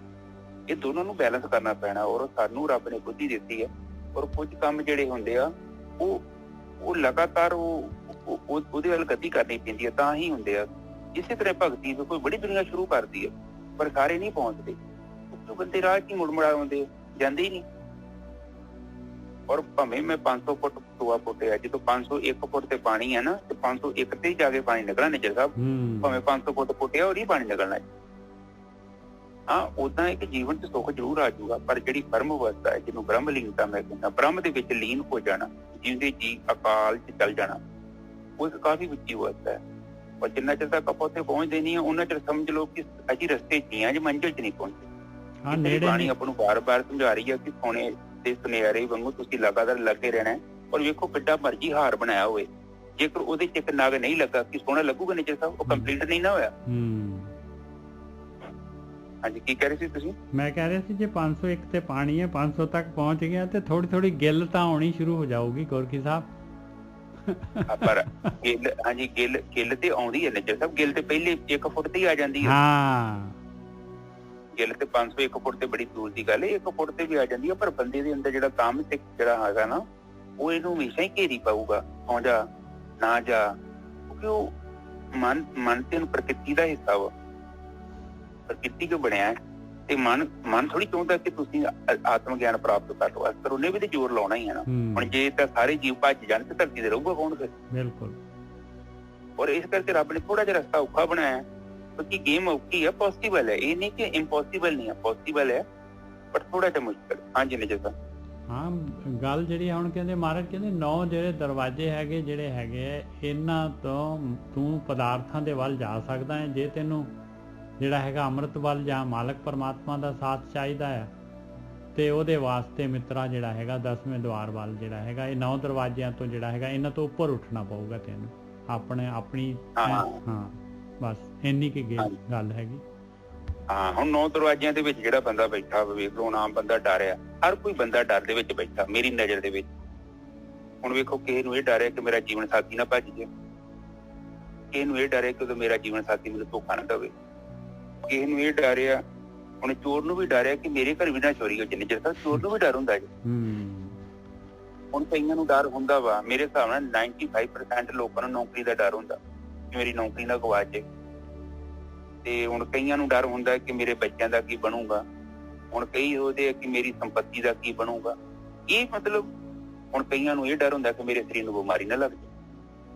ਇਹ ਤੋਂ ਕਹਿਣ ਤੋਂ ਭਾਵ ਹੈ ਕਿ ਹਰ ਕੋਈ ਇਨਸਾਨ ਡਰ ਦੇ ਵਿੱਚ ਬੈਠਾ ਹੈ, ਔਰ ਜਿੰਨਾ ਚਿਰ ਤੱਕ ਸਾਡੀ ਸੋਚੀ ਆਤਮ ਤੱਤ 'ਚ ਨਹੀਂ ਜਾਂਦੀ ਉਹਨਾਂ ਚਿਰ ਤੱਕ ਸਾਨੂੰ ਡਰ ਤੋਂ ਮੁਕਤੀ ਨਹੀਂ ਮਿਲ ਸਕਦੀ। ਔਰ ਡਰ ਦੇ ਵਿੱਚ ਜੀਵਨ ਨੂੰ ਬਤੀਤ ਕਰਨਾ ਕਿੰਨਾ ਕੁ ਚੰਗਾ ਹੈ। ਹੁਣ ਆਮ ਬੰਦਾ ਵਾ, ਹੁਣ ਆਮ ਬੰਦਾ ਕਹਿੰਦਾ ਕਿ ਮੈਨੂੰ ਨੌਕਰੀ ਦਾ ਡਰ ਆ, ਪਰ ਨੌਕਰੀ ਦਾ ਤੈਨੂੰ ਡਰ ਹੈਗਾ, ਜੇ ਤੂੰ ਮਿਹਨਤ ਨਾਲ ਕੰਮ ਕਰੇਗਾ ਨਾ ਨਿੱਜਰ ਸਾਹਿਬ, ਤੇ ਤੈਨੂੰ ਕੋਈ ਨੌਕਰੀ ਚੋਂ ਕੱਢ ਹੀ ਨਹੀਂ ਸਕਦਾ। ਕਿਉਂਕਿ ਹੁਣ ਜੇ ਤੂੰ ਸੋਚੇਗਾ ਕਿ ਖਾਣਾ ਪੂਰਤੀ ਕਰਨੀ ਹੈ ਤੇ ਫਿਰ ਤੇ ਪਈ ਅਗਲੇ ਨੇ ਵੇਖਣਾ ਉੱਥੇ। ਹੁਣ ਮੈਂ ਕਿਤੇ ਨਿੱਜਰ ਸਾਹਿਬ ਘਰ ਬਣਾਇਆ ਨਾ, ਥੋੜਾ ਜਿਹਾ ਕੰਮ ਕਰਾਇਆ, ਮੈਂ ਆਪਣੀ ਪ੍ਰੈਕਟੀਕਲ ਹੀ ਗੱਲ ਕਰਦਾ, ਬੜੀ ਕੰਮ ਦੀ ਗੱਲ ਜੇ। ਹਾਂਜੀ, ਉਹ ਮੈਂ ਚੌਂਕ 'ਚ ਗਿਆ, ਮੈਂ ਉੱਥੇ 3-4 ਮਜ਼ਦੂਰ ਲਿਆਂਦੇ, ਉਹ 'ਚ ਇੱਕ ਮੁੰਡਾ ਲਿਆਂਦਾ, ਤੇ ਉਹ ਮੁੰਡਾ ਮਿਹਨਤੀ ਬੜਾ ਸੀ, ਮੰਮੀ ਨੂੰ ਵੀ ਪਤਾ, ਉਹਨੇ ਚਗਾਠਾਂ ਚਗੂਠਾਂ ਸਾਰੀਆਂ ਸਾਡੀਆਂ ਦੇੜੀਆਂ ਤੇ ਸਫਾਈ ਵੀ ਕਰਕੇ ਜਾਂਦਾ ਸੀ ਰਾਤੀ, ਸ਼ਾਮੀ ਨੇ ਜਦੋਂ ਕੰਮ ਖਤਮ ਹੋਣਾ ਨਾ ਝਾੜੂ ਮਾਰ ਦੇਣਾ ਨੇ ਚੱਲਦਾ। ਨੈਕਸਟ ਡੇ ਮੈਂ 2-4 ਵਾਰੀ ਗਿਆ, ਮੇਰਾ ਧਿਆਨ ਸੀ ਕਿ ਪਹਿਲਾਂ ਉਹੀ ਬੰਦੇ ਨੂੰ ਲਿਆਂਦਾ ਜਾਵੇ ਜਿਹੜੇ ਬੰਦੇ ਨੇ ਕੰਮ ਤੋਂ ਇਲਾਵਾ ਕੁਝ ਹੋਰ ਕੀਤਾ। ਇਸੇ ਤਰ੍ਹਾਂ ਹੀ ਨੌਕਰੀ ਆ, ਨੌਕਰੀ ਦੀ ਜੇ ਸੋਚੀਏ ਕਿ ਪੈਸੇ 500 ਮਿਲੇ, 500 ਦਾ ਕੰਮ ਕਰਕੇ ਆਉਣਾ ਵਾ, ਤੇ ਅਗਲੇ ਨੇ ਤੇ ਬੰਦਾ ਉੱਥੇ ਭੀੜ ਚ ਇੱਕ ਤਾਂ ਬੰਦਾ ਲੈ ਹੀ ਹੋਣਾ। ਬਿਲਕੁਲ ਸਹੀ ਗੱਲ। ਜਦੋਂ ਆਪਾਂ ਐਸਾ ਕੰਮ ਕਰਦੇ ਹਾਂ ਔਰ ਆਪਣੇ ਮਿਹਨਤ ਜਿੰਨੀ ਮਜ਼ਦੂਰੀ ਮਿਲਦੀ ਹੈ ਉਸ ਤੋਂ 100 ਦਾ ਵੱਧ ਕੰਮ ਕਰਦੇ ਹਾਂ, ਤੇ ਫਿਰ ਉਹਨੂੰ ਐਸਾ ਬੰਦਾ ਲੱਭਣਾ ਕਾਫੀ ਔਖਾ ਵਾ, ਤੁਹਾਨੂੰ ਰਿਪਲੇਸ ਕਰਨਾ ਔਖਾ ਹੈ। ਹਾਂ, ਜੇ ਆਪਾਂ ਉਹਨਾਂ ਕੀ ਕੰਮ ਕਰਦੇ ਹਾਂ, ਨੋਰਮਲੀ ਕੰਮ ਕਰਦੇ ਹਾਂ, ਔਰ ਉੱਥੇ ਬੈਠੇ ਖਲੋਤੇ ਆਪਾਂ ਕਿਹੜੇ ਲੰਮੇ ਹੋ ਜਾਣਾ। ਪਰ ਇਹ ਹੈ ਕਿ ਨਿੱਜਰ ਸਾਹਿਬ ਜਿਹੜਾ ਥੋੜਾ ਜਿਹਾ ਆਪਣੇ ਚ ਖੂਬੀਆਂ ਐਡ ਕਰਦਾ, ਕੋਈ ਵੀ ਬੰਦਾ ਅੰਨਾ ਨਹੀਂ ਹੈਗਾ, ਹਰ ਕੋਈ ਬੰਦਾ ਵਹਿੰਦਾ ਪਿਆ ਤੁਹਾਡੀ ਮਿਹਨਤ ਫਾਲਤੂ ਨਹੀਂ ਜਾਏਗੀ, ਕੁਦਰਤ ਵਹਿੰਦੀ ਪਈ ਹੈ, ਬੰਦਾ ਮਿਹਨਤ ਕਰ ਰਿਹਾ। ਤੋ ਇਹ ਚੀਜ਼ਾਂ ਦਾ ਧਿਆਨ ਰੱਖਿਆ ਕਰੋ। ਹਾਂਜੀ ਨਿੱਜਰ ਸਾਹਿਬ, ਅਗਲੀਆਂ ਤੁਕਾਂ ਬੋਲਦੇ। ਹਾਂਜੀ, ਸਭ ਤੇਰੀ ਤੂੰ ਮੇਰਾ ਪ੍ਰੀਤਮ ਨਿਸਬਾਸੁਰ ਰੰਗ ਰਾਵੈ। ਜਿਹੜੀ ਜੀਵ ਇਸਤਰੀ ਜਿਹੜੀ ਹੈ ਪਰਮਾਤਮਾ ਨੂੰ ਚਾਹੁੰਦੀ ਹੈ, ਖਿੱਚ ਬਣੀ ਹੋਈ ਹੈ ਮਾਲਕ ਪਰਮਾਤਮਾ ਦੇ, ਉਹ ਕੀ ਕਰਦੀ ਹੈ? ਨਿਸ ਕਹਿੰਦੇ ਰਾਤ, ਬਾਸੁਰ ਕਹਿੰਦੇ ਦਿਨ। ਉਹ ਦਿਨ ਰਾਤ ਪਰਮੇਸ਼ਰ ਦੇ ਰੰਗ ਦੇ ਵਿੱਚ ਰੰਗੀ ਰਹਿੰਦੀ ਹੈ, ਮਾਲਕ ਪਰਮਾਤਮਾ ਦਾ ਧਿਆਨ ਸਿਮਰਨ ਕਰਦੀ ਹੈ। ਮਹਾਰਾਜ ਕਹਿ ਰਹੇ, ਕਹਿੰਦੇ ਉਹ ਜੀਵ ਇਸਤਰੀ ਕੀ ਕਹਿੰਦੀ ਕਿ ਸਭ ਤੇਰੀ, ਬਈ ਸਾਰੀ ਸ੍ਰਿਸ਼ਟੀ ਤੇਰੀ ਹੈ, ਸਾਰੇ ਜੀਵ ਤੇਰੇ ਹੈਗੇ ਆ, ਪਰ ਮਾਲਕਾ ਤੂੰ ਮੇਰਾ ਵੀ ਹੈਗਾ ਹੈ, ਤੂੰ ਮੇਰਾ ਪ੍ਰੀਤਮ ਹੈਗਾ, ਮੇਰਾ ਪਿਆਰਾ ਹੈਗਾ ਹੈ। ਉਹ ਰਾਤ ਦਿਨ ਫਿਰ ਜਿਹੜੀ ਹੈਗੀ ਭਗਤੀ ਕਰਦੀ ਹੈ ਮਾਲਕ ਪਰਮਾਤਮਾ ਦੀ। ਨਾਨਕ ਕਿਵੇਂ ਕਰਦੀ ਭਗਤੀ? ਨਾਨਕ ਪ੍ਰਿਯੋ ਪ੍ਰਿਯੋ ਚਵੇ ਬਬੀਹਾ, ਕੋਕਿਲ ਸ਼ਬਦ ਸੁਹਾਵੇ। ਕਹਿੰਦੇ ਜਿਵੇਂ ਕੋਕਿਲ ਸੋਹਣੇ ਸ਼ਬਦ ਬੋਲਦੀ ਆ, ਸੋਹਣੀ ਲੱਗਦੀ ਆ, ਜਿਵੇਂ ਬਬੀਹਾ ਜਿਹੜਾ ਪ੍ਰਿਯੋ ਪ੍ਰਿਯੋ ਬੋਲਦਾ ਹੈ, ਇਸ ਤਰੀਕੇ ਦੇ ਨਾਲ ਉਹ ਇਸਤਰੀ ਜਿਹੜੀ ਹੈ ਜੀਵ ਇਸਤਰੀ ਮਾਲਕ ਪਰਮਾਤਮਾ ਨੂੰ ਯਾਦ ਕਰਦੀ ਹੈ। ਹਾਂਜੀ ਵੀਰ। ਹਾਂ ਠੀਕ ਹੈ ਜੀ। ਹੁਣ ਵੇਖ ਲਓ, ਪਰਮਾਤਮਾ ਨੇ ਇਸ ਸ੍ਰਿਸ਼ਟੀ ਦੀ ਰਚੀ ਹੋਈ ਹੈ, ਤੇ ਔਰ ਉਹ ਇਹ ਤੋਂ ਦੁਬਾਰਾ ਬੋਲੋ, ਸਭ ਤੇਰੀ ਤੂੰ ਮੇਰਾ ਪ੍ਰੀਤਮ। ਹਾਂਜੀ, ਸਾਰੀ ਤੇਰੇ ਆ, ਸਾਰੇ ਜੀਵ ਤੇਰੇ ਹੈਗੇ, ਸਾਰੀ ਸ੍ਰਿਸ਼ਟੀ ਤੇਰੀ ਹੈਗੀ, ਪਰ ਮਾਲਕਾ ਤੂੰ ਮੇਰਾ ਵੀ ਹੈਗਾ ਨਾ, ਤੂੰ ਮੇਰਾ ਪਿਆਰਾ ਹੈਗਾ ਆ। ਨਿਸ ਬਾਸੁਰ ਰੰਗ ਰਾਵੈ। ਰਾਤ, ਨਿਸ ਕਹਿੰਦੇ ਰਾਤ, ਬਾਸੁਰ ਕਹਿੰਦੇ ਦਿਨ। ਦਿਨ ਰਾਤ ਜਿਹੜੀ ਹੈ ਉਹ ਜੀਵ ਇਸਤਰੀ ਪਰਮਾਤਮਾ ਦੇ ਰੰਗ ਦੇ ਵਿੱਚ ਰੰਗੀ ਰਹਿੰਦੀ ਹੈ, ਮਾਲਕ ਨੂੰ ਯਾਦ ਕਰਦੀ ਰਹਿੰਦੀ ਹੈ। ਕਿਵੇਂ? ਨਾਨਕ ਪ੍ਰਿਯੋ ਪ੍ਰਿਯੋ ਚਵੇ ਬਬੀਹਾ। ਜਿਵੇਂ ਬਬੀਹਾ ਪ੍ਰਿਯੋ ਪ੍ਰਿਯ ਪੁਕਾਰਦਾ ਹੈ, ਤੇ ਉਸੇ ਤਰੀਕੇ ਜਿਵੇਂ ਕੋਕਿਲ ਸੋਹਣੀ ਮਿੱਠੀ ਬੋਲੀ ਨਾਲ ਬੋਲਦੀ ਹੈ, ਐਵੇਂ ਜਿਹੜੀ ਹੈਗੀ ਉਹ ਪਿਆਰ ਦੇ ਨਾਲ ਪਰਮਾਤਮਾ ਦੀ ਭਗਤੀ ਕਰਦੀ ਹੈ। ਹਾਂਜੀ ਬੇਟਾ, ਬਿਲਕੁਲ ਠੀਕ ਹੈ ਜੀ। ਜਿੱਦਾਂ ਕੋਇਲ ਬਬੀਹਾ ਜਿਹੜਾ ਹੈ ਕੂ ਕਰਦਾ ਹੈ, ਹਾਂ, ਉਹ ਕਿੰਨਾ ਸੋਹਣਾ ਲੱਗਦਾ ਹੈ, ਕਿੰਨੀ ਸੋਹਣੀ ਲੱਗਦੀ ਹੈ ਆਵਾਜ਼। ਉਸੇ ਤਰ੍ਹਾਂ ਹੀ ਜਿਹੜਾ ਜੀਵ ਪਰਮਾਤਮਾ ਦਾ ਨਾਮ ਧਿਆਉਂਦਾ ਹੈ ਔਰ ਆਪਣੇ ਜੀਵਨ ਦੇ ਵਿੱਚ ਸਮਾਂ ਕੱਢਦਾ ਹੈ, ਔਰ ਉਹ ਵੀ ਪਰਮਾਤਮਾ ਨੂੰ ਸੋਹਣਾ ਲੱਗਦਾ, ਚੰਗਾ ਲੱਗਦਾ। ਔਰ ਖਾਸ ਕਰਕੇ ਪਰਮਾਤਮਾ ਦੇ ਨਾਲ ਸੰਬੰਧ ਬਣਾਉਣ ਦਾ ਇੱਕੋ ਹੀ ਤਰੀਕਾ ਹੈ, ਉਹਦੀ ਭਗਤੀ ਕੀਤੀ ਜਾਵੇ। ਭਗਤੀ ਦਾ ਮਤਲਬ ਪ੍ਰੇਮਾ ਭਗਤੀ, ਉਹਨੂੰ ਪਿਆਰ ਕੀਤਾ ਜਾਵੇ, ਔਰ ਪਿਆਰ ਕਰਨ ਦੇ ਨਾਲ ਜਿਹੜਾ ਜੀਵਨ ਸਾਡਾ ਸੌਖਾ ਹੋ ਜਾਂਦਾ ਹੈ। ਔਰ ਮੈਂ ਹੁਣ ਆਪਣੇ ਗਰੁੱਪ 'ਚ ਵੇਖਦਾ ਪਿਆ ਨਾ, ਆਪਣੇ ਗਰੁੱਪ 'ਚ ਨਿੱਜਰ ਸਾਹਿਬ ਕਿੰਨੇ ਪਰਿਵਾਰ ਹੈਗੇ, ਉਹਨਾਂ ਦਾ ਜੀਵਨ ਬੜਾ ਸੁਥਰਾ ਹੋ ਗਿਆ ਜੀ, ਔਰ ਉਹਨਾਂ ਦਾ ਜੀਵਨ ਬੜਾ ਖਤਰਨਾਕ ਸੀ। ਔਰ ਮੈਂ ਵੇਖਣ ਨੇ ਹੈਰਾਨ ਹੁੰਦੇ ਆ ਕਿ ਜਿਉਂਦਾ ਹੀ ਉਹਨਾਂ ਨੇ ਧਿਆਨ ਸਿਮਰਨ ਕਰਨਾ ਸ਼ੁਰੂ ਕੀਤਾ ਨਾ, ਉਹਨਾਂ ਦਾ ਜੀਵਨ ਜਿਹੜਾ ਬਦਲ ਗਿਆ, ਉਹਨਾਂ ਦੇ ਜੀਵਨ ਸਾਥੀਆਂ ਦੀ ਸੋਚ ਬਦਲ ਗਈ ਨਿੱਜਰ ਸਾਹਿਬ। ਔਰ ਇੱਥੋਂ ਤੱਕ ਮੈਂ ਸੋਚਣ ਡਿਆ ਕਿ ਉਹ ਇਹ ਸੋਚਦੇ ਸੀ, ਕਈ ਤੇ ਕਹਿੰਦੇ ਕਿ ਵੀਰ ਜੀ ਸਾਡਾ ਦਿਲ ਕਰਦਾ ਸੁਸਾਈਡ ਕਰ ਲਈਏ। ਅੱਜ ਉਹ ਬੰਦੇ ਕਹਿੰਦੇ ਕਿ ਜੀਵਨ ਏਡਾ ਵਧੀਆ ਹੋ ਗਿਆ। ਮੈਂ ਸੋਚਦਾ ਕੁਦਰਤ ਖੁਦ ਹੀ ਆ ਕੇ ਤੁਹਾਡੇ ਕੰਮ ਕਰ ਜਾਂਦੀ। ਔਰ ਇਹ ਚੀਜ਼ ਮੈਂ ਪ੍ਰਤੱਖ ਵੇਖੀ ਆ। ਔਰ ਕਈ ਵਾਰੀ ਕਸ਼ਟ ਆਉਂਦੇ ਆ, ਉਹ ਕਸ਼ਟ ਉਹ ਪਤਾ ਕਿਉਂ ਹੁੰਦੇ, ਉਹ ਕਰਮ ਹੁੰਦੇ ਨੇ, ਉਹਨਾਂ ਨੂੰ ਭੋਗਣਾ ਪੈਂਦਾ ਵਾ। ਇਹ ਆ ਕਿ ਉਹ ਸੂਲੀ ਤੋਂ ਸੂਲ ਕਰ ਦਿੰਦੀ ਹੈ ਕੁਦਰਤ। ਇਹ ਨਹੀਂ ਕਿ ਉਹ ਬਿਲਕੁਲ ਖਤਮ ਨਹੀਂ। ਆਪਣੇ ਗੁਰੂ ਵੇਖੋ, ਆਪਣੇ ਗੁਰੂ ਸਾਹਿਬਾਨ ਨਜ਼ਰ ਸਾਹਿਬ, ਬਿਲਕੁਲ ਗੁਰੂਆਂ ਨੇ ਸਾਨੂੰ ਕੀ ਸਿਖਾਇਆ? ਗੁਰੂਆਂ ਨੇ ਸਾਨੂੰ ਇਹ ਸਿਖਾਇਆ ਕਿ ਅਸੀਂ ਵੀ ਤੁਹਾਡੇ ਨੂੰ ਆਮ ਹੀ ਇਨਸਾਨ ਆ ਔਰ ਤੁਹਾਡੇ ਨੂੰ ਮਿਹਨਤ ਕਰ ਰਹੇ ਆ। ਦੇਖੋ ਨਿਜਰ ਸਾਹਿਬ, ਬੜੀ ਵੱਡੀ ਗੱਲ ਆ। ਸਾਨੂੰ ਵੀ ਦੁੱਖ ਸੁੱਖ ਆਏ ਨੇ ਔਰ ਅਸੀਂ ਪਰਿਵਾਰ ਦੇ ਵਿੱਚ ਸਾਨੂੰ ਅੜਚਣਾ ਵੇਖੀਆਂ ਨੇ। ਉਹਨਾਂ ਨੇ ਇੱਕ ਸਧਾਰਨ ਹੀ ਜੀਵਨ ਸਾਡੇ ਸਾਹਮਣੇ ਪੇਸ਼ ਕੀਤਾ ਹੈ ਕਿ ਤੁਸੀਂ ਘਬਰਾਉਣਾ ਨਹੀਂ ਬੱਚਿਓ, ਔਰ ਤੁਹਾਨੂੰ ਵੀ ਇਸੇ ਤਰ੍ਹਾਂ ਹੀ ਇਸ ਸੰਸਾਰ ਦੇ ਵਿੱਚ ਲੰਘਣਾ ਪੈਣਾ ਹੈ। ਔਰ ਉਹਨਾਂ ਨੇ ਇੱਕ ਸਿੰਪਲ ਸਾਡੇ ਲਈ ਲੈਂਡਮਾਰਕ ਰੱਖੇ ਨੇ, ਸਾਡੇ ਲਈ ਟੀਚੇ ਰੱਖੇ ਨੇ ਔਰ ਸਾਨੂੰ ਸਿਖਾ ਕੇ ਗਏ ਨੇ। ਉਹ ਜੀਵਨ ਨੂੰ ਖੁਦ ਬਤੀਤ ਕੀਤਾ ਔਰ ਫਿਰ ਉਹਨਾਂ ਨੇ ਦੇਖੋ ਜੀਵਨ ਦੇ ਵਿੱਚ ਰਹਿ ਕੇ, ਹੁਣ ਗੁਰੂ ਨਾਨਕ ਪਾਤਸ਼ਾਹ ਜੀ ਵੇਖੋ ਕਰਤਾਰਪੁਰ ਜਾ ਕੇ ਖੇਤੀ ਕਰ ਰਹੇ ਨੇ। ਕੀ ਸਿਖਾਉਣਾ ਚਾਹੁੰਦੇ ਨੇ? ਇਹੋ ਹੀ ਸਿਖਾਉਣਾ ਚਾਹੁੰਦੇ ਨੇ ਕਿ ਮੈਂ ਮਿਹਨਤ ਕਰ ਰਿਹਾ, ਮੈਂ ਆਤਮ ਗਿਆਨ ਦੇ ਨਾਲ ਆਪਣਾ ਜੋ ਮੇਰੇ ਸੰਸਾਰਕ ਫਰਜ਼ ਮੈਂ ਪੂਰੇ ਕਰ ਰਿਹਾ। ਮੈਂ ਜੇ ਡਿਊਟੀ ਹੈ ਮੇਰੀ, ਜਿੱਦ ਤੱਕ ਮੈਂ ਸਾਧਨਾ ਕਰਦਾ ਸਾਂ, ਧਿਆਨ ਸਿਮਰਨ ਕਰਦਾ ਸਾਂ, ਮੈਂ ਪ੍ਰਚਾਰ ਕਰਦਾ ਸਾਂ, ਪ੍ਰਚਾਰ ਹੀ ਕੀਤਾ। ਹੁਣ ਟਾਈਮ ਹੈ ਖੇਤੀ ਦਾ, ਮੈਂ ਖੇਤੀ ਕਰ ਰਿਹਾ। ਕਬੀਰ ਜੀ ਵੇਖੋ ਰੂਹ ਕਾਤਰੇ ਨੇ। ਇਹ ਥੋੜੀ ਕਿ ਭਗਤੀ ਦੇ ਪੈਸੇ ਆਉਣ ਡੇ ਪਏ, ਕੰਮ ਬੰਦ ਕਰਤਾ। ਨਹੀਂ, ਕੰਮ ਰੂਹ ਕੱਤਦੇ ਨੇ। ਸਗੋਂ ਰੂਹ ਕੱਤ ਕੇ ਤੇ ਸਗੋਂ ਜਿਹੜੇ 4 ਦੁਖੀਆਂ ਕਮਾਈਆਂ ਉਹ ਵੀ ਵੇਖੋ ਬਾਣੀ ਚ ਜ਼ਿਕਰ ਆਉਂਦਾ ਕਿ ਉਹ ਵੀ ਵਰਤ ਦਿੰਦੇ ਨੇ ਉਹ ਲੰਗਰ। ਬਿਲਕੁਲ। ਰਵਿਦਾਸ ਵੇਖ ਲਓ, ਰਵਿਦਾਸ ਕੋ ਉਹਨਾਂ ਦਾ ਜੀਵਨ ਵੇਖ ਲਓ, ਉਹਨਾਂ ਦਾ ਕੰਮ ਥੋੜੀ ਉਹਨਾਂ ਨੇ ਬੰਦ ਕੀਤੇ। ਉਹ ਸਾਨੂੰ ਇਹੋ ਸਿਖਾਉਣਾ ਚਾਹੁੰਦੇ ਨੇ ਕਿ ਪ੍ਰਮਾਤਮਾ ਨੇ ਜੋ ਸਾਨੂੰ ਕਿਰਤ ਬਖਸ਼ੀ ਹੱਥ ਦਿੱਤੇ ਨੇ ਪਰ ਇਹਨਾਂ ਨੂੰ ਮਿਹਨਤ ਕਰਨੀ। ਔਰ ਜਿਹੜੇ ਲੋਕ ਅੱਜ ਕੱਲ੍ਹ ਨਹੀਂ ਕੰਮ ਕਰਦੇ, ਉਹ ਤੁਹਾਡੇ ਪੈਸੇ ਲਈ ਫਿਰਦੇ ਨੇ, ਉਹ ਸੁਖੀ ਥੋੜੀ ਹੈਗੇ। ਕੋਈ ਚੰਗਾ ਜੀਵਨ ਥੋੜੀ ਹੈਗਾ, ਬਹੁਤ ਘਟੀਆ ਜੀਵਨ। ਔਰ ਇਹ ਜਿਹੜਾ ਪੈਸਾ ਹੈ, ਇਹ ਪੈਸਾ ਤੇ ਕਲਿਆਣ ਦੇ ਲਈ ਲਾਉਣਾ ਸੀ, ਲੋਕਾਂ ਦਾ ਕਲਿਆਣ ਹੋਣਾ ਸੀ, ਲੋੜਵੰਦ ਲੋਕਾਂ ਦੀ ਮਦਦ ਹੋਣੀ ਸੀ ਜਿਨ੍ਹਾਂ ਨੂੰ ਲੋੜ। ਪਰ ਇਹ ਲੋਕ ਪੈਸਾ ਚੁੱਕ ਕੇ ਕਰ ਲੈ ਜਾਂਦੇ ਨੇ। ਉਹ ਪੈਸਾ ਫਿਰ ਤੁਹਾਨੂੰ ਪਤਾ ਹੀ ਕਿੱਦਾਂ ਦਾ ਪੈਸਾ, ਉਹਨੇ ਸੁੱਖ ਥੋੜੀ ਦੇਣਾ, ਉਹਦੇ ਨਾਲ ਬੰਦਾ ਦੁਖੀ ਹੁੰਦਾ। ਤੇ ਜਿਹੜਾ ਆਤਮਾ ਤੱਤ ਹੈ ਸਾਧ ਸੰਗਤ ਜੀ, ਉਹਨੂੰ ਪ੍ਰਾਪਤ ਨਹੀਂ ਕੀਤਾ ਜਾ ਸਕਦਾ, ਉਹਨੂੰ ਜਾਣਿਆ ਜਾ ਸਕਦਾ। ਆਪਾਂ ਜਾਣ ਸਕਦੇ ਹਾਂ, ਉਹਨੂੰ ਪ੍ਰਾਪਤ ਨਹੀਂ ਕਰ ਸਕਦੇ। ਪ੍ਰਾਪਤ ਕਰਨ ਦੇ ਲਈ ਉਸ ਚੀਜ਼ ਨੂੰ ਸਾਡੇ ਤੇ ਉਹਦੇ ਚ ਗੈਪ ਚਾਹੀਦਾ। ਉਹ ਗੈਪ ਤਾਂ ਹੈਗਾ ਨਹੀਂ ਨਿਜਰ ਸਾਹਿਬ। ਉਹ ਕੇਵਲ ਅਨੁਭਵ ਦਾ ਵਿਸ਼ਾ। ਇਸ ਲਈ ਆਤਮਾ ਜੋ ਪਰਮਾਤਮਾ ਹੈ ਉਹਨੂੰ ਆਪਾਂ ਅਨੁਭਵ ਕਰ ਸਕਦੇ ਹਾਂ। ਉਹ ਗਵਾਚਿਆ ਨਹੀਂ ਹੈ, ਅਸੀਂ ਗਵਾਚੇ। ਉਹ ਤੇ ਸਰਵ ਵਿਆਪਕ ਹੈ, ਉਹਦੇ ਅੰਦਰ ਹੈ। ਜਿਸ ਤਰ੍ਹਾਂ ਇੱਕ ਮਛਲੀ ਸਮੁੰਦਰ ਦੇ ਵਿੱਚ ਰਹਿੰਦੀ ਹੈ, ਉਸੇ ਤਰ੍ਹਾਂ ਸਾਡੀ ਅਵਸਥਾ ਹੈ। ਬਸ ਉਹਨੂੰ ਗਿਆਨ ਨਹੀਂ ਹੈ ਔਰ ਉਸੇ ਤਰ੍ਹਾਂ ਸਾਨੂੰ ਗਿਆਨ ਨਹੀਂ ਹੈ। ਉਹਨੂੰ ਅਸੀਂ ਅਨੁਭਵ ਕਰ ਸਕਦੇ ਹਾਂ। ਅਨੁਭਵ ਉਦੋਂ ਹੁੰਦਾ ਹੈ ਜਦੋਂ ਅਸੀਂ ਨਿਰਵਿਚਾਰ ਹੋ ਜਾਂਦੇ ਹਾਂ, ਵਿਚਾਰਾਂ ਤੋਂ ਅੱਗੇ ਚੱਲ ਜਾਂਦੇ। ਠੀਕ ਹੈ ਨਿਜਰ ਸਾਹਿਬ? ਬਿਲਕੁਲ ਵਧੀਆ ਜੀ, ਬਹੁਤ ਵਧੀਆ। ਔਰ ਧਿਆਨ ਸਿਮਰਨ ਇੱਕ ਸਾਧਨਾ ਹੈ। ਸਾਧਨਾ ਤੋਂ ਭਾਵ ਕੀ ਹੁੰਦਾ ਹੈ ਕਿ ਗੁਰਬਾਣੀ ਸਾਨੂੰ ਇੱਕ ਜੀਵਨ ਜਿਉਣਾ ਕਿੱਦਾਂ ਹੈ ਉਹ ਅਕਲ ਸਿਖਾਉਂਦੀ ਹੈ, ਸਾਨੂੰ ਸੂਝੀ ਦਿੰਦੀ ਹੈ। ਬਾਣੀ ਸਾਨੂੰ ਕਹਿੰਦੀ ਹੈ ਕਿ ਧਿਆਨ ਸਿਮਰਨ ਕਰੋ ਤਾਂ ਜੋ ਤੁਹਾਨੂੰ ਗਿਆਨ ਹੋਵੇ ਕਿ ਜੀਵਨ ਨੂੰ ਜਿਉਣਾ ਕਿੱਦਾਂ। ਬੇਹੋਸ਼ੀ ਵਾਲਾ ਕੰਮ ਨਾ ਕਰੋ, ਕਿਉਂਕਿ ਤੁਹਾਨੂੰ ਪਤਾ ਨਹੀਂ ਲੱਗਣ ਦਿਆ ਤੁਸੀਂ ਕੀ ਕਰ ਰਹੇ ਜੋ, ਔਰ ਤੁਸੀਂ ਉਹ ਵੀ ਚੀਜ਼ ਖਾ ਰਹੇ ਜੋ ਜਿਹੜੀ ਚੀਜ਼ ਤੁਹਾਨੂੰ ਨਹੀਂ ਖਾਣੀ ਚਾਹੀਦੀ। ਤੁਸੀਂ ਉਹ ਵੀ ਚੀਜ਼ ਕਰ ਰਹੇ ਜੋ ਜਿਹੜੀ ਚੀਜ਼ ਤੁਹਾਨੂੰ ਨਹੀਂ ਕਰਨੀ ਚਾਹੀਦੀ। ਬਾਣੀ ਕਿਉਂ ਸਮਝਾ ਰਹੀ ਹੈ ਔਰ ਕੀ ਸਮਝਾ ਰਹੀ ਹਨ? ਸਾਡਾ ਜੀਵਨ ਉੱਚਾ ਕਰਨਾ ਚਾਹੁੰਦੀ ਹੈ। ਔਰ ਉਹ ਕਹਿੰਦੀ ਹੈ ਕਿ ਕਾਫੀ ਸਮੇਂ ਤੋਂ ਤੁਸੀਂ ਗਲਤ ਦਿਸ਼ਾ ਦੇ ਵੱਲ ਗਤੀ ਕਰ ਰਹੇ ਹੋ, ਇਸ ਕਰਕੇ ਤੁਹਾਡਾ ਸੁਭਾਅ ਬਣ ਗਿਆ, ਤੁਹਾਡੀਆਂ ਇੰਦਰੀਆਂ ਵੀ ਉਦਾਂ ਦੀਆਂ ਬਣ ਗਈਆਂ, ਤੁਹਾਡਾ ਜਿਹੜਾ ਚਿੱਤ ਦਾ ਨਿਰਮਾਣ ਜਿੱਦਾਂ ਦਾ, ਉਹ ਮਨ ਵੀ ਉਦਾਂ ਦਾ ਹੀ ਹੈ। ਔਰ ਇਸ ਕਰਕੇ ਮਨ ਨੂੰ ਇਹ ਚੀਜ਼ਾਂ ਸਭ ਬਹੁਤ ਨੋਰਮਲ ਹੀ ਲੱਗਦੀਆਂ। ਜਦੋਂ ਆਪਾਂ ਬਾਣੀ ਪੜ੍ਹਦੇ ਹਾਂ ਸਾਨੂੰ ਗਿਆਨ ਹੁੰਦਾ ਹੈ ਔਰ ਸਾਨੂੰ ਪਤਾ ਲੱਗਦਾ ਕਿ ਇਹ ਚੀਜ਼ਾਂ ਮਨਾ ਹੀ ਹੈ ਔਰ ਗੁਰਬਾਣੀ ਚ ਮਨਾ ਕੀਤਾ ਹੈ ਇਸ ਚੀਜ਼ ਦੇ ਲਈ। ਔਰ ਬਾਣੀ ਤੇ ਕਹਿੰਦੀ ਹੈ ਕਿ ਵੀ ਮਿਹਨਤ ਕਰ। ਜੇ ਤੂੰ 10 ਰੁਪਏ ਕਮਾ ਰਿਹਾ ਨਾ ਕਿਤੇ, ਤੇ ਤੂੰ 20 ਰੁਪਏ ਦਾ ਕੰਮ ਕਰਕੇ ਆਉਣਾ ਹੈ। ਤੂੰ 8 ਰੁਪਏ ਦਾ ਕੰਮ ਕੀਤਾ ਨਾ ਤੇ ਚੋਰੀ ਹੋਈ ਨਿਜਰ ਸਾਹਿਬ। ਬਿਲਕੁਲ ਸਹੀ ਗੱਲ ਹੈ। ਕੋਈ ਨੀ ਤੈਨੂੰ ਵੇਖਦਾ ਪਿਆ, ਪਰ ਤੈਨੂੰ ਪਤਾ ਹੈ ਹੁਣ ਆਮ ਲੋਕੀ ਜਾਂਦੀਆਂ ਨੇ, ਮੈਡਮਾਂ ਸਕੂਲੇ ਜਾਂਦੀਆਂ ਨੇ, ਇੱਥੇ ਸਵੈਟਰ ਉਣ ਕੇ ਘਰ ਆ ਜਾਂਦੀਆਂ ਨੇ, ਉਹ ਵੀ ਚੋਰੀ ਹੈ ਨਿਜਰ ਸਾਹਿਬ।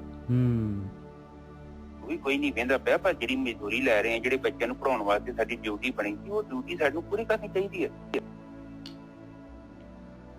ਔਰ ਮੇਰਾ ਧਰਮ ਕੀ ਹੈ, ਉਹ ਕਲਰਕ ਦੀ ਡਿਊਟੀ ਮੈਂ ਆਪਣਾ ਜਿੰਨੇ ਹੈਗਾ। ਹੁਣ ਇੱਕ ਪਟਵਾਰੀ ਵੇਖ ਲਓ, ਪਟਵਾਰੀ ਦਾ ਕੰਮ ਹੈਗਾ ਵਾ, ਉਹ ਜਿਹੜੀਆਂ ਦੀਆਂ ਡਿਊਟੀਆਂ ਹੈਗੀਆਂ, ਤਹਿਸੀਲਦਾਰ ਹੈਗਾ, ਪਰ ਬੰਦਾ ਆਪਣੀ ਡਿਊਟੀ ਨਹੀਂ ਨਿਭਾਉਂਦਾ, ਬੇਈਮਾਨ ਹੋ ਜਾਂਦਾ, ਪੈਸੇ ਵੀ ਲੈਂਦਾ ਕੰਮ ਵੀ ਨਹੀਂ ਕਰਦਾ ਔਰ ਇਸੇ ਕਰਕੇ ਦੁਖੀ ਹੈ। ਔਰ ਜਦੋਂ ਆਪਾਂ ਆਪਣਾ ਕੰਮ ਕਰਨਾ ਸ਼ੁਰੂ ਕਰ ਦਿੰਦੇ ਹਾਂ ਤਾਂ ਕੁਦਰਤ ਕੀ ਕਰਦੀ ਹੈ, ਰਸਤਾ ਖੋਲ ਦਿੰਦੀ ਹੈ, ਸਾਡਾ ਜੀਵਨ ਆਨੰਦਮਈ ਹੋ ਜਾਂਦਾ। ਤੇ ਜੇਕਰ ਨਹੀਂ ਇੰਨੀ ਹਿੰਮਤ ਹੈਗੀ, ਸੌਖਾ ਤਰੀਕਾ ਧਿਆਨ ਸਿਮਰਨ ਕਰੋ, ਸਾਡੇ ਅੰਦਰ ਸ਼ਕਤੀ ਪੈਦਾ ਹੋ ਜਾਂਦੀ ਹੈ। ਤੇ ਜਦੋਂ ਸ਼ਕਤੀ ਪੈਦਾ ਹੋ ਜਾਂਦੀ ਹੈ ਤੇ ਮੁਰਗੀ ਦੇ ਆਂਡੇ ਵਾਂਗੂ ਮਾਰਦਾ ਚੁੰਝ ਤੇ ਆਂਡੇ ਚੋਂ ਬਾਹਰ। ਔਰ ਜੀਵਨ ਦੇਖੋ, ਜੀਵਨ ਜੇ ਬਾਣੀ ਸਾਨੂੰ ਹੋਣਾ ਚਾਹੁੰਦੀ ਹੈ ਤੇ ਜੀਵਨ ਨਿਜਰ ਸਾਹਿਬ ਮੈਂ ਤੇ ਇਹ ਵੇਖਣਿਆ ਬਾਣੀ ਸਾਨੂੰ ਇਹ ਕਹਿੰਦੀ ਕਿ ਤੂੰ ਪਰਿੰਦੇ ਵਾਂਗੂ ਉੱਡ, ਤੂੰ ਆਜ਼ਾਦ ਆ, ਤੂੰ ਗੁਲਾਮ ਨਾ ਬਣ। ਇਹ ਕਾਹਨੂੰ ਹਿੰਦੂ ਮੁਸਲਮਾਨ ਸਿੱਖ ਇਸਾਈਆਂ ਦੀਆਂ ਰੱਸੀਆਂ ਗਲ ਚ ਪਾਈ ਫਿਰਦਾ। ਤੇਰੇ ਜੀਵਨ, ਤੇਰਾ ਜੀਵਨ ਤੇਰਾ ਹੈ ਔਰ ਖੁੱਲਾ ਅਸਮਾਨ ਹੈ, ਤੂੰ ਕਾਹਨੂੰ ਇੱਕ ਮਕਾਨ ਤੇ ਬੈਠਾ ਹੋਇਆ ਨਿਜਰ ਸਾਹਿਬ। ਬਿਲਕੁਲ ਸਹੀ ਗੱਲ ਹੈ, ਕਿਉਂਕਿ ਤੇਰੀ ਸੋਚ ਇਹਨਾਂ ਨੇ ਬੰਨ ਦਿੱਤੀ ਹੈ, ਲੋਕਾਂ ਨੇ ਨਾ ਪ੍ਰਚਾਰਕਾਂ ਨੇ ਤੇਰੇ ਦਿਮਾਗ 'ਚ ਪਾ ਦਿੱਤਾ ਤੂੰ ਫਲਾਨਾ, ਤੂੰ ਧਮਕਾ, ਉੱਧਰ ਨਹੀਂ ਜਾਣਾ, ਇੱਧਰ ਨਹੀਂ ਜਾਣਾ, ਏਰੀਆ ਵੰਡੇ। ਪਰ ਪਰਿੰਦਿਆਂ ਦੇ ਵੇਖੋ ਉਹਨਾਂ ਦਾ ਕੋਈ ਸਮਾਨ ਵੰਡਿਆ? ਬਿਲਕੁਲ। ਉਹ ਤੇ ਨਹੀਂ ਸਾਡੇ ਲੜਦੇ ਦੱਸੋ ਨਿੱਜੇ ਸਾਹਿਬ ਨਾ। ਬਿਲਕੁਲ ਸਹੀ ਗੱਲ ਹੈ। ਉਹ ਕਹਿੰਦੇ ਭਰਾ ਤੂੰ ਵੀ ਉੱਡੀ ਜਾ, ਮੈਂ ਵੀ ਉੱਡੀ ਜਾਂਦਾ, ਔਰ ਕੰਪੀਟੀਸ਼ਨ ਕਰਦੇ ਆ ਕਿ ਸਾਡੇ ਵਾਂਗੂ ਤੇਰੀ ਕਾਰ ਅੱਗੇ ਲੰਘ ਗਈ ਜਾਂ ਮੇਰੀ ਕਾਰ। ਉਹ ਇਹ ਤੇ ਨਹੀਂ ਕਹਿੰਦੇ ਕਿ ਵੀ ਉਹ ਬਿਜੜੇ ਦਾ ਆਲਣਾ ਬੜਾ ਵਧੀਆ ਹੈ ਤੇ ਉਹ ਕੋਇਲ ਕਹਿੰਦੀ ਆ ਕਿ ਮੈਂ ਇੰਜ ਕਰ ਦੂੰ, ਮੈਂ ਇੰਜ ਕਰ ਦੂੰ, ਜਾਂ ਕਾਂ ਕਹਿੰਦਾ ਮੈਂ ਇਹਦਾ ਆਲਣਾ ਤੋੜ ਦੂੰ। ਉਹ ਜਿੱਦਾਂ ਦੇ ਉਹਨਾਂ ਦੇ ਆਲਣੇ ਹੈਗੇ ਉਹ ਖੁਸ਼ ਹੈਗੇ ਨੇ। ਉਹ ਜਿਹੜੇ ਕੰਡਿਆਲੀ ਤਾਰ ਜਿਹੜੀ ਆ ਉਹਨਾਂ ਨੂੰ ਨਹੀਂ ਰੋਕ ਸਕਦੀ। ਹਾਂ ਤੇ ਵੇਖ ਲਓ ਉੜਦੇ ਫਿਰਦੇ, ਉਹਨਾਂ ਦਾ ਕੋਈ ਬਾਰਡਰ ਨਹੀਂ ਹੈਗਾ ਔਰ ਖੁਸ਼ ਨੇ ਉਹ। ਪਰ ਮੈਂ ਵੀ ਮਹਿਸੂਸ ਕਰਦਾ ਕਿ ਬਾਣੀ ਸਾਨੂੰ ਚਾਹੁੰਦੀ ਹੈ ਕਿ ਤੂੰ ਆਪਣੇ ਪਰਾਂ ਤੇ ਉੱਡ, ਖੁਸ਼ ਨਾ ਬਣ ਇਹਦੇ ਨਾਲ, ਉੱਡ। ਅਸਮਾਨ ਤੇਰਾ ਹੀ ਹੈ, ਇਹ ਪ੍ਰਮਾਤਮਾ ਵੀ ਤੇਰਾ ਹੀ ਹੈ, ਔਰ ਜਿੰਨਾ ਲੋਕਾਂ ਦਾ ਹੱਕ ਹੈ ਉਹਨਾਂ ਹੀ ਤੇਰਾ ਹੱਕ ਆ। ਔਰ ਤੂੰ ਬੰਧਨਾ ਚਨਾ ਆਪਣਾ ਜੀਵਨ ਬਤੀਤ ਕਰ, ਇੱਕ ਆਜ਼ਾਦ ਹੋ ਕੇ ਤੂੰ ਖੁਦ ਵੇਖ, ਉੱਪਰ ਜਾ, ਧਿਆਨ ਸਿਮਰਨ ਕਰ ਔਰ ਆਜ਼ਾਦੀ ਦੇ ਨਾਲ ਵੇਖ, ਔਰ ਜੋ ਸਹੀ ਹੈਗਾ ਕਰ, ਬਸ ਧੱਕਾ ਨਾ ਕਰ। ਇਹ ਨਾ ਕਿ ਲੋਕਾਂ ਦਾ ਆਲਣਾ ਢਾਈ ਜਾ। ਔਰ ਜੇ ਤੂੰ ਲੋਕਾਂ ਦੇ ਆਲਣੇ ਦੀਆਂ ਡਾਣੀਆਂ ਦੋ ਤਿੰਨ ਚੁੱਕ ਕੇ ਆਪਣੇ ਆਲਣੇ ਚ ਪਾਏਗਾ ਤਾਂ ਚੰਗੀ ਗੱਲ ਨਹੀਂ ਹੈ ਨਿਜਰ ਸਾਹਿਬ। ਬਿਲਕੁਲ ਸਹੀ ਗੱਲ। ਬਾਣੀ ਤੇ ਉਹ ਕਹਿੰਦੀ ਆ ਹਨਾ, ਬਾਣੀ ਤੇ ਕਹਿੰਦੀ ਆ ਕਿ ਰਿਜ਼ਕ ਤੇਰਾ ਵਾ, ਤੂੰ ਲੈ ਆ, ਕਮਾ ਕੇ ਲੈ ਆ, ਤੂੰ ਦੂਜੇ ਦੇ ਮੂੰਹ ਚੋਂ ਖੋਹ ਕੇ ਲਿਆਉਂਦਾ। ਮੰਨ ਲਾ ਮੈਂ ਕਿਸੇ ਦੇ ਨਿਜਰ ਸਾਹਿਬ ਬੁੱਝ ਚੋਂ ਪੈਸੇ ਕਢਾ ਲਏ, ਰਿਜ਼ਕ ਲੈ ਲਈ ਆ, ਉਹ ਮੇਰਾ ਰਿਜ਼ਕ ਤੇ ਨਹੀਂ ਨਾ ਹੈਗਾ। ਔਰ ਕੀ ਉਹ ਰਿਜ਼ਕ ਮੈਨੂੰ ਖੁਸ਼ੀ ਦਊਗਾ? ਜਸਟ ਇੱਕ ਛੋਟੀ ਜਿਹੀ ਗੱਲ ਲੈਣੀ ਆ, ਮੈਂ ਕਿਸੇ ਦੇ ਬੱਚੇ ਦੇ ਮੂੰਹ ਚੋਂ ਕੋਈ ਚੀਜ਼ ਖੋਹ ਲਿਆਉਣਾ, ਕੀ ਉਹ ਮੈਨੂੰ ਸੁੱਖ ਦਊਗੀ? ਬਿਲਕੁਲ, ਬਹੁਤ ਵਧੀਆ।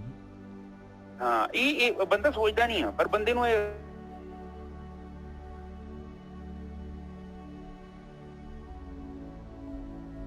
ਬੰਦਾ ਮੇਰਾ ਹੱਕ ਹੀ ਨਹੀਂ, ਮੈਂ ਕਿਉਂਕਿ ਮਿਹਨਤ ਨਹੀਂ ਕੀਤੀ। ਪਰ ਜੇਕਰ ਮਿਹਨਤ ਨਹੀਂ ਕੀਤੀ, ਹੁਣ ਦੇਖੋ ਤੁਸੀਂ ਮਿਹਨਤ ਕਰਕੇ ਗੁਰੂ ਨਾਨਕ ਪਾਤਸ਼ਾਹ ਜੀ ਨੇ ਆਪਾਂ ਨੂੰ ਸਮਝਾਇਆ ਸੀ ਉਦੋਂ ਕਿ ਵੇਲੋ ਉਹਨਾਂ ਦੀ ਰੋਟੀ ਚ ਕਹਿੰਦੇ ਦੁੱਧ ਨਿਕਲਿਆ ਤੇ ਦੂਜੀ ਦੀ ਰੋਟੀ ਚ ਕਹਿੰਦੇ ਲਹੂ ਨਿਕਲਿਆ। ਕਾਰਨ ਤੇ ਇਹੋ ਹੀ ਆ, ਗੁਰੂ ਨਾਨਕ ਪਾਤਸ਼ਾਹ ਨੇ ਉਹ ਚੀਜ਼ ਨੂੰ ਮਨਾ ਕੀਤਾ। ਤੇ ਆਪਾਂ ਹੁਣ ਗੁਰਦੁਆਰੇ ਜਾਂਦੇ ਨਹੀਂ ਆ, 2 ਟਾਈਮ ਜਾਂਦੇ ਆ, ਤੇ ਦੁਕਾਨ ਤੇ 1.5 ਟੋਕੇ ਤੇ ਟੋਕਾ ਚਲਾਈ ਜਾਂਦੇ, ਛੋਟਾ ਜਿਹਾ ਬੱਚਾ ਆ ਗਿਆ ਆਪਾਂ ਠੱਗੀ ਮਾਰ ਲਈਆਂ ਉਹਦੇ ਨਾਲ। ਬਿਲਕੁਲ। ਔਰ ਉਹ ਬਾਣੀ ਤੇ ਕਹਿੰਦੀ ਹੈ ਕਿ ਵੀ ਤੇਰਾ ਜੇ 10%, 20%, 30% ਤੇਰਾ ਕਮਿਸ਼ਨ ਹੈਗਾ ਤੇ ਵੀ 10 ਕੇ ਲੈ ਲਾ, ਤੂੰ ਉਹ ਠੱਗੀ ਨਾ ਮਾਰ। ਤੂੰ ਠੱਗੀ ਮਾਰੇਗਾ, ਬੇਈਮਾਨੀ ਕਰੇਗਾ, ਉਹਦਾ ਸੰਸਕਾਰ ਬਣ ਜਾਣਾ ਔਰ ਤੈਨੂੰ ਫਿਰ ਉਹ ਚੀਜ਼ ਨੇ ਤੈਨੂੰ ਪਰੇਸ਼ਾਨ ਕਰ। ਔਰ ਠੀਕ ਹੈ ਅੱਜ ਦੀ ਵਿਚਾਰ ਨਿਜਰ ਸਾਹਿਬ? ਹਾਂਜੀ, ਬਹੁਤ ਵਧੀਆ। ਹਾਂ, ਬਸ ਧਿਆਨ ਦਿਓ ਸਾਧ ਸੰਗਤ ਜੀ, ਵੇਖੋ ਚੰਗਾ ਸਰੀਰ ਇੱਕ ਦਿਨ ਚ ਤੇ ਨਹੀਂ ਪ੍ਰਾਪਤ ਹੁੰਦਾ, ਕਿਉਂਕਿ ਇਹ ਤਾਮਸਿਕ ਬੁੱਧੀ ਦਾ ਮਤਲਬ ਹੈਗਾ। ਉਹ ਕਹਿੰਦੀ ਕੁਛ ਨਾ ਕੀਤਾ ਜਾਵੇ, ਏਦਾਂ ਤੇ ਕੁਛ ਵੀ ਨਹੀਂ ਹੋਣਾ, ਮਿਹਨਤ ਕਰਨੀ ਪੈਣੀ।